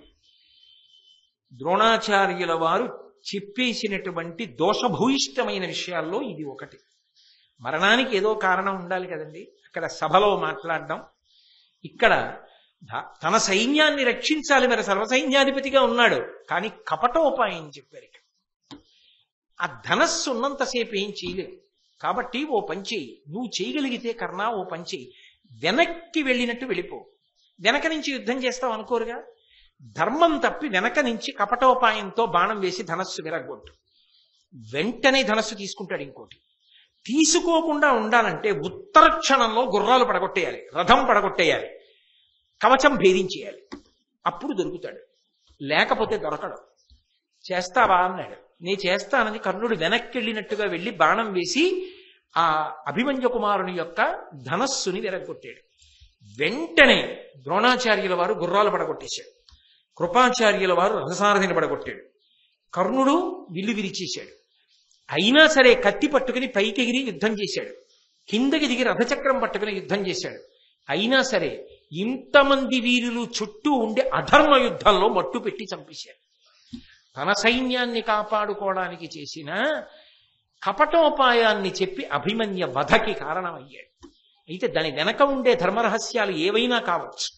చంద్రుడి యొక్క అంశలో వచ్చాడు. వచ్చినప్పుడు ఆయన ముందే చెప్పాడు, నేను కేవలంగా పాండవ వంశం విస్తరించేటంత వరకే ఉంటాను, కొంతకాలమే ఉంటాను తప్ప దీర్ఘకాలం భూమి మీద ఉండను అన్నాడు. అందుకే ఉత్తరాగర్భం పెరగడానికి, పరీక్షిత్ జననానికి కారణమై అభిమన్యుడు వెళ్ళిపోయాడు. అభిమన్యుడు మరణించాడు. యుద్ధం కొనసాగింది. తర్వాత సైంధవుణ్ణి పట్టలేకపోయామన్న కోపంతో దుర్యోధనుడు చేయరాని నిందలన్నీ చేశాడు ద్రోణాచార్యుల వారు. అసలు మనం ఈ గురువుని నమ్ముకోవడమే మనం చేసిన పెద్ద తప్పు. గురువు హానికరుడు. ఈయన్ని నమ్ముకోవడం ఏమిటి? ఈయన్ని నమ్ముకోకుండా ఉంటే బాగుండేది. ఇతనికి సర్వసైన్యాధిపత్యం ఇచ్చాం. నిజంగా ఇతన్ని నమ్మి ఆ రోజున చక్రవ్యూహంలోకి సైంధవుణ్ణి తేకుండా ఇంటి దగ్గర పెట్టుంటే కాపాడుకునేవాళ్ళం. ఈ ద్రోణుణ్ణి నమ్ముకోవడం తప్పయిందన్నాడు. ఎంత బాధపడ్డాడో ద్రోణాచార్యుడు. వాళ్ళు బాణములు వేసి ఒళ్ళు డొల్ల చేస్తున్నారు, నువ్వు నీ మాటల చేత నా మనస్సుని చిల్లులు పొడుస్తున్నావు దుర్యోధన అన్నాడు. అని ఆ రోజున ఆగలేక ఒక ప్రతిజ్ఞ చేశాడు. పాంచాలురందరినీ చంపే వరకు కవచం విప్పను, కవచం ధరించి వెడుతున్నా, ఇక వస్తానో రానో తెలియదు. కాబట్టి నిన్ను ఒక్క కోరిక కోరుతున్నాను. అడరి ఈ దివసము నువ్వు చెయ్యవలసినటువంటి ఒకే ఒక్క ఉపకారం ఏమిటి అంటే, భూసురభక్తియు వృద్ధోపాసనంబు కలిగి ధర్మపదవర్తన నిత్యాసక్తుడవగు మనగా నా సుతు బోధింపు. వగపునకు చొరకుండా ఒకవేళ నేను తిరిగి రాకపోతే, నేను మరణిస్తే నా కొడుకు ఏడుస్తాడు. ఆ ఏడవడంలో ధర్మం వదిలిపెడతాడేమో. ధర్మం వదిలిపెట్టద్దని చెప్పు, బ్రాహ్మణ భక్తిని వదిలిపెట్టద్దని చెప్పు, తపస్సులో జ్ఞానంలో పెద్దవాళ్ళైన వాళ్ళని ఎప్పుడూ సేవిస్తూ ఉండమని చెప్పు. నేను రాకపోతే నా కొడుకుని ఊరడించు సుమా అని చెప్పి వెళ్ళిపోయాడు. కవచం విప్పను, పాంచాలురందరినీ చంపే వరకు, శిఖండి మొదలైన వాళ్ళందరినీ అని యుద్ధభూమిలోకి వెళ్ళాడు. అయినా ద్రోణుణ్ణి నింద చేస్తున్నాడు దుర్యోధనుడు. ఏ బుద్ధిలో ఉన్నాడో. కర్ణుడు మాత్రం ఒక మాట అన్నాడు, అనవిని కర్ణుడిట్లనియే అగ్గురు దూరగనేలా అతడు ఒపినటుల పోరుగాక అరు బీరము లావును ఎప్పుడైనా వాని నుడుపవచ్చునే విధి నేర్చు విషంబిడి ఇల్లు కాల్చి కాననము కేక చేసి ఒక నాశనము కంటిమే గొంతి సంతతికి. ఎందుకు అనవసరంగా గురువుగారు నాడిపోడుచుకోవడం? ఎందుకు ద్రోణుణ్ణి నింద చేస్తావు? పెద్దవాడు చెయ్యగలిగినంత యుద్ధం చేస్తున్నాడు, ఇంతమందిని మట్టు పెట్టాడు. అస్తమానం ఇంకా చంపలేదు ఇంకా చంపలేదని ఆయన ఎందుకు నింద చేస్తావు? వాళ్ళకి ఈశ్వరానుగ్రహం ఉంది. అందుకే ఆ అర్జునుణ్ణి ఎవరం మట్టు పెట్టలేకపోతున్నావు. అంతవరకు ఎందుకు? నువ్వే ఎన్నో ప్రయత్నాలు చేశావు. భీముడికి విషం ఇచ్చావు, చంపగలిగావా? లక్క ఇంట్లో పెట్టి కాల్చావు, చంపగలిగావా? అరణ్యవాసాలకి పంపించావు, భంగపాటు చేయగలిగావా? అజ్ఞాతవాసానికి పంపించావు, జాడ కనిపెట్టగలిగావా? వాళ్ళకి ఈశ్వరానుగ్రహం ఉందయ్యా. వాళ్ళని ఎవరేం చేస్తారు? ఈ మంచి మాట మాట్లాడాడు కర్ణుడు. మాట్లాడి ఉపశాంతి కల్పించాడు. కానీ ఆ రోజు ద్రోణాచార్యుల వారు చేసినటువంటి యుద్ధాన్ని తట్టుకోలేక ధర్మరాజు, భీముడు, నకులు, సహదేవుడు ఒక చోట చేరారు. అర్జునుడు మాత్రం ద్రోణాచార్యుల వారి జోలికి వెళ్ళాడు. సరికదా, ఎన్ని వేల మందిని తెగటార్చనివ్వండి, అది మా గురువుగారి గొప్పతనం అని సంతోషిస్తాడు తప్ప ద్రోణుడి జోలికి వెళ్ళడు, ద్రోణుణ్ణి మట్టు పెట్టే ప్రయత్నం చేయడు. ఎందుకంటే గురువు మీద అర్జునుడికి ఉన్న గొప్పతనం, గౌరవం. వీళ్ళు నలుగురు మాట్లాడుకుంటూ ఒక మాట అనుకున్నారు, ఇలాగే విజృంభిస్తే అసలు మన బలం నిలబడుతుందా, యుద్ధంలో గెలుపు సాధ్యమా? ఈ ద్రోణుణ్ణి నిగ్రహించగలిగిన వాడు అర్జునుడు ఒక్కడే. కానీ మనమందరం వెళ్ళి అర్జునుడికి చెప్పినా ఏమీ ఉపయోగం లేదు. ఎందుకని అంటే అర్జునుడు ద్రోణుడితో యుద్ధం చెయ్యడు. కాబట్టి ఉన్నది ఒక్కటే ఒక్క ఉపాయం, ఎలాగైనా ద్రోణుణ్ణి మట్టు పెట్టాలి, ఏ ఉపాయంతో మట్టు పెట్టాలి అని ఆలోచిస్తుండగా శ్రీకృష్ణ భగవానుడు వచ్చాడు. వచ్చి, ఏమయ్యా, ఇవాళ యుద్ధానికి వచ్చిన తరువాత ఆ కోపంతో ఉన్నటువంటి ద్రోణుడు కవచం విప్పనని ప్రతిజ్ఞ చేశాడు కదా, మట్టు పెట్టింది ఎంతమందినో తెలుసా? అప్పుడే యుద్ధానికి వచ్చిన వెంటనే ఎంతమందిని చంపేశాడంటే 20,000 మంది రథికుల్ని చంపేశాడు. 500 రథాలు ముక్కలు ముక్కలు చేశాడు. 10,000 ఏనుగులు చంపాడు. 10,000 గుర్రాలు చంపాడు. ఇంతమందిని చంపేశాడు. అగ్నిహోత్రంలా ఆక్రమిస్తున్నాడు. ఆయనని ఆపగలిగిన వాళ్ళు లేరు. ఎవరు ఆపగలరు అని ఆలోచన చేస్తున్న సమయంలో శ్రీకృష్ణ భగవానుడు వచ్చి ధర్మరాజు గారితో ఒక మాట చెప్పాడు. అడరి ఈ దివసము అపరాహ్నమునకు ద్రోణుడని చేసినట్లయినా తృంగిపోకయుండ నేర్తురే ఇక్కడి యోధులెవ్వరైనా విను నుతిగాదు సత్యమ్ము సొమ్ము. అపరాహ్నం అంటే మధ్యాహ్నం తర్వాతి కాలం. ఇక ద్రోణుడు ఏదో రోజులు యుద్ధం చెయ్యక్కర్లా. ధర్మరాజా, నీకొక్క మాట చెప్తున్నా, ఇప్పుడు మధ్యాహ్నం అయింది, సాయంకాలం వరకు ద్రోణాచార్యుల వారు ఇలాగే యుద్ధం చేస్తే చాలు, నీ వైపు ఇక ఎవరు ఉండరు, ఖాళీ అయిపోయింది ఇవాళతో యుద్ధం. ఆ సమయం చాలు ద్రోణుడికి. ఎలా విజృంభించి ఉన్నాడో చూసావా? ఆపలేవు. ఆయన విడిచిపెట్టేయాలంటే శరీరం అప్రియమైన వార్త చెప్పాలి. అప్రియమైన వార్త చెప్తే తప్ప మరణించాడు. ఆయనకు అప్రియమైన వార్త ఏది? ఆ కుమారుడు మరణించాడని చెప్పాలి. అశ్వత్థామ చనిపోయాడని చెప్తే అప్పుడు మరణిస్తాడు. ధర్మరాజా, నువ్వు చెప్పాలి, తప్పదు. అప్పటికే భీముడు ఒక పని చేశాడు. వెంటనే ఆ మానవరాజు యొక్క ఏనుగుంది, దాని పేరు అశ్వత్థామ. తన గదాదండంతో ఆ ఏనుగుని చంపి గబగబా వచ్చి ద్రోణాచార్యుల వారి దగ్గరికి వెళ్ళి అశ్వత్థామ మరణించాడు. ఆయన ఒకసారి ఇలా చూశాడు, నీ మాట ఎవడు నమ్మాడని యుద్ధం చేశాడు. ఆయనేం ఆగకుండా యుద్ధం చేసి మట్టు పెట్టేస్తూనే ఉన్నాడు. కించిత్తు కూడా వెనక్కి తగ్గల. ఈలోగా సప్తర్షులు, కశ్యపాదులు, మిగిలిన ఋషులందరినీ వెంట పెట్టుకుని దివ్యమైన రూపాలతో, సూక్ష్మ రూపాలతో ఎవ్వరికీ కనపడకుండా యుద్ధ భూమిలోకి వచ్చారు. ద్రోణాచార్యుడి దగ్గరికి వెళ్ళారు. బ్రాహ్మణుడవు, ఇంతకాలం విలువిద్య నేర్పావు, నీ శిష్యులు పాండవులు ధర్మంలో ఉన్నారని తెలుసు, ఎందుకు ఇంత పెద్ద యుద్ధం చేసి ఇంతమందిని తెగటార్చేస్తున్నావు? ధర్మాన్ని నిలబడనివ్వవా? ధర్మాన్ని గెలవనివ్వవా? ఇంకా నీకు ఆయుర్దాయం ఎంతో లేదు, అయిపోతోంది నీ ఆయుర్దాయం. మా మాట విను, ఇప్పటికైనా అస్త్రములను విడిచిపెట్టేసి యోగ సంబంధమైనటువంటి ప్రజ్ఞలో నిలబడి శరీరమును విడిచిపెట్టి ఇక యుద్ధం చెయ్యవద్దు. బ్రాహ్మణుడిగానే శరీరం వదిలిపెట్టేసి ఇప్పటికి చేసింది చాలు అని చెప్పి వాళ్ళు అంతర్హితులైపోయారు. ఆయన మాత్రం యుద్ధం విడిచిపెట్టల. ఆ ఊపటువంటిది, అటువంటి యుద్ధం చేసేస్తుంటే శ్రీకృష్ణ పరమాత్మ వెళ్ళి ధర్మరాజుతో చెప్పాడు, నువ్వు ఇలాగే గురువుగారు అయ్యో అబద్ధాలు ఆడటమా, అబద్ధాలు ఆడితే ఏమైపోతుంది అని చక్కగా కూర్చుంటే ఎవ్వరూ ఉండరు సాయంకాలానికి, నీ ఇష్టం, నీకు మిగిలేదా సత్యం ఒకటే. కానీ యుద్ధం అనేటటువంటి దాంట్లో ధర్మాన్ని నిలబెట్టడం తప్పదు. ఎందుకు చెప్తున్నాడు కృష్ణ పరమాత్మ అంటే, చేసిన దోషాలున్నాయి, పడిపోవాలి. ఆయన ఫలితాన్ని ఇవ్వవలసిన వాడు, అందుకని ఫలితాన్ని ఇప్పిస్తున్నాడు. ఒకనాడు నిండు సభలో ఒక పతివ్రత ధర్మం అడిగితే చెప్పలా. సభలో ధర్మాత్ముడు ఉండి కూడా అడిగినప్పుడు ధర్మం చెప్పకపోతే పరమేశ్వరుడు అంగీకరించాడు, అందుకు పడిపోవలసింది. ఒకనాడు అభిమన్యుడిని కపటోపాయం చెప్పి పడగొట్టావు, దాని ఫలితం ఇప్పుడు ద్రోణుడు పడిపోవలసింది. అన్యథా పడడానికి వీల్లేదు, కీడు వార్త వింటే తప్ప విడిచిపెట్టడం. శస్త్రములను.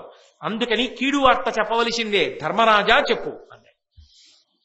అనుమానం వచ్చింది ద్రోణాచార్యుల వారికి. ఏదో వీళ్ళందరూ మాట్లాడుకుంటున్నారు, నా కొడుక్కి నిజంగా ప్రమాదం వచ్చిందా అని ధర్మరాజు వంక తిరిగాడు. ధర్మరాజా, నేనెవ్వరి మాట నమ్మను, నువ్వు అబద్ధమాడవు, నిజం చెప్పు, నా కొడుక్కి ఏదైనా ప్రమాదం వచ్చిందా అని అడిగాడు. ఒక్క క్షణం ఆలోచించాడు ధర్మరాజు. చెప్తే గురువుగారు పోతారు, చెప్పకపోతే తను పోతాడు. కాబట్టి అనృత భయము ఆగి జయము కొనియడు తమకంబు పెంపు కుదియింపంగా పాండు నరేంద్రుడగ్రతనయుండు అనుమానము వాయుబెట్టి అస్త్రగురునితో.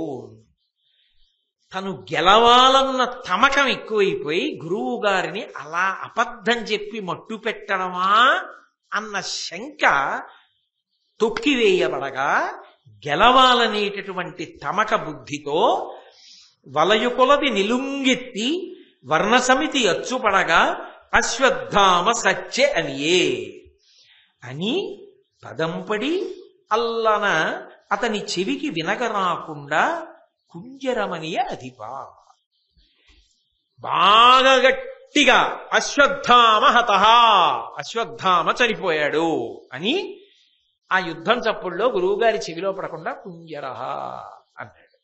ఏనుగు చచ్చిపోయింది. ఈ మాట విన్నాడు. విన్నా కూడా ఎదురుగుండా దృష్టజ్యుమ్నుడు నిలబడి బాణాలు వేసేస్తున్నాడు. వదిలిపెట్టేస్తాడేమో, మరి అందుకోసం కదా పుట్టాడు. బాణాలు వేస్తున్నాడు. చూశాడు. చూసి వీడు నా మీద బాణములు కుప్పించేస్తున్నాడు, వీడేమో అశ్వత్థామ చనిపోయాడు అంటున్నాడని పట్టు తప్పిపోతోంది. బాహువులు సరిగ్గా పనిచేయట్లా, మనసంతా కలత చెంది బరువెక్కిపోయింది. ఏ అస్త్రమంత్రములు జ్ఞాపకానికి రావట్లేదు. నిలబడలేకపోతున్నాడు. ఏదో నిస్సత్తు వచ్చేస్తోంది. ఆ కొడుకు జ్ఞాపకానికి వస్తున్నాడు. మనసంతా కలచి వేస్తోంది. ధర్మరాజు చెప్పాడే, అబద్ధం కాదు కదా అనుకున్నాడు. అయినా దృష్టజ్యుమ్నుడిని విడిచిపెట్టకుండా యుద్ధం చేశాడు.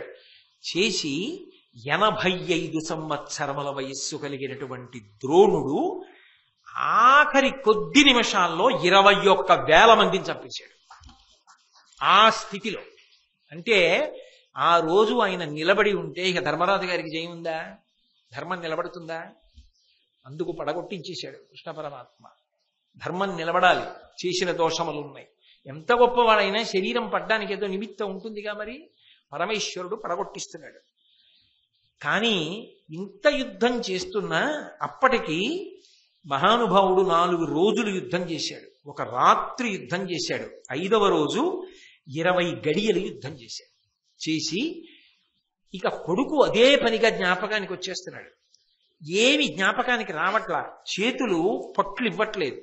ఇక యుద్ధం చేయలేనని తెలిసిపోయి సంగరంబున తన్విసని శాంతి పొందిన చిత్తంబుతో తమ సేన దిక్కు కనుగొని పిలుచ, ఓ కర్ణ, ఓ కృప, ఓ సుయోధన, పోరనన్నొత్తి ఎప్పుడు చెప్పుదు, ఏను నా చేతనైనంతయు చేసితి, ఇంక నిశ్చింత వృత్తి సుగతి జనగోరి తగ ముజ్జగించదా బాణాసనంబు బాణములను తెలివిగలిగి మనుండని పలికి శరాసనములూడ్చి తీరిపై ననఘమూర్తి ఒప్ప కూర్చుండి సంభృత యోగనిష్ట నుండి తేజోమయాత్ముడయ్యుండె నధిపా. చేసిన యుద్ధం చాలు అని సంతోషించి ధనుర్బాణములను పక్కన పారేసి వెనక్కి వెళ్లి రథంలోకి పద్మాసనం వేసి కూర్చుంటున్నాడు. కూర్చుంటూ ఒక్కసారి పిలిచాడు.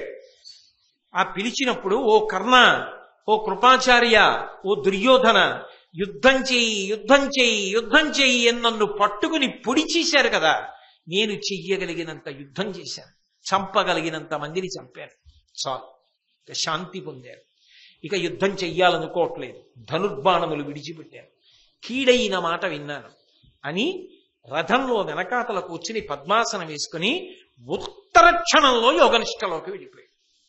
అసలు ఏమి అదుపండి ఆయనకి. అంత ఉద్వేగంలో ఉన్నవాడు మనసుని నిలబెట్టేశాడు. నిలబెట్టేసి ఆత్మతో లయం చేసేసి మూలాధార చక్రం దగ్గర నుంచి ప్రాణవాయువులని పైకి పంపించాడు. పంపించి బ్రహ్మరంధ్రాన్ని భేదించి బ్రహ్మలోకంలోకి వెళ్ళిపోయాడు. ఎంత ఒక్క క్షణంలో ఇంత గొప్ప ద్రోణుడు రథం వెనకాతల కూర్చుని యోగనిష్టతో ఆ శరీరాన్ని భేదించుకుని బ్రహ్మలోకానికి వెళ్ళిపోయాడు. వెళ్ళిపోతూ ఉండగా చూసినటువంటి వాళ్ళెవరు అంటే ఒక్క కృష్ణ పరమాత్మ చూశాడు. వెళ్ళిపోతున్నాడు ద్రోణుని యొక్క తేజస్సు బ్రహ్మలోకానికి వెళ్ళిపోయింది. అర్జునుడు చూశాడు, ధర్మరాజు చూశాడు, కృపాచార్యుడు చూశాడు, సంజయుడు చూశాడు. వీరు తప్ప ఆయన యొక్క తేజస్సు శరీరాన్ని భేదించి బ్రహ్మలోకానికి వెళ్ళిపోవడం ఇంకెవ్వరూ చూడలేకపోయారు. కానీ దృష్టజ్యుమ్నుడు మాత్రం ఎదురు భీముడి రథం మీద ఉన్నాడు కదా, ఎప్పుడైతే ధనుర్బాణములను కింద పడేశాడో ద్రోణాచార్యుల వారు, ఆయన యోగనిష్టలో కూర్చున్నాడో ఇదే సందు వదిలిపెట్టేశాడు. ఇప్పుడు తప్ప చిక్కడు. యుద్ధానికి ముందే చెప్పాడు, నేను ధనుర్బాణములు వదిలిపెట్టినప్పుడే చంపగలనని. ఒక్కసారి కత్తి పట్టుకుని దూకి ద్రోణాచార్యుల వారి రథం ఎక్కాడు. ఎక్కి అరదముపైకి దాటి కుపితాత్మత ద్రోణు శవంబు కేశముల్ గరమున బెట్టమర్చికొని ఖడ్గహతిన్ మెడత్రుంచి వేయిచి సత్వరముగా మాను మానుమను వాక్యముతో నరుడేగా తప్పు సుమ్మురమని ధర్మజుండు దివిముట్టు నిలుంగున బిట్టదల్పగన్. ఆ రథం మీదకి నిజానికి అప్పటికి ధర్మరాజు గారు శరీరాన్ని విడిచిపెట్టారనేగా తెలుగు భారతం ఇంత స్పష్టంగా చెప్తోంది. అందుకే ద్రోణు శవంబు అన్నారు. ప్రాణములు లేవు, కానీ ద్రోణుడు ఉన్నాడనుకుని, అంటే ప్రాణం ఉందనుకుని దృష్టజ్యుమ్నుడు ఆయన యొక్క జుట్టు పట్టుకుని ఆ కంఠాన్ని కత్తితో నరికేస్తున్నాడు. అర్జునుడు చూశాడు. అయ్య బాబోయ్, గురువుగారు రావురే, వద్దు వద్దు అని అరుస్తూ పరిగెత్తుకొస్తున్నాడు. అవతల ధర్మరాజు గురువుగారు గురువుగారు ముట్టుకోకు ముట్టుకోకు అని అరుస్తున్నాడు. ఇంతమంది అరుస్తున్న అవకాశం వచ్చింది, జార విడుచుకోకూడదని చెప్పి కత్తి పెట్టి ఆయన కంఠాన్ని తరిగేశాడు. దృష్టజ్యుమ్నుడు తరిగేసి శిరస్సు తీసి కింద పారేశాడు.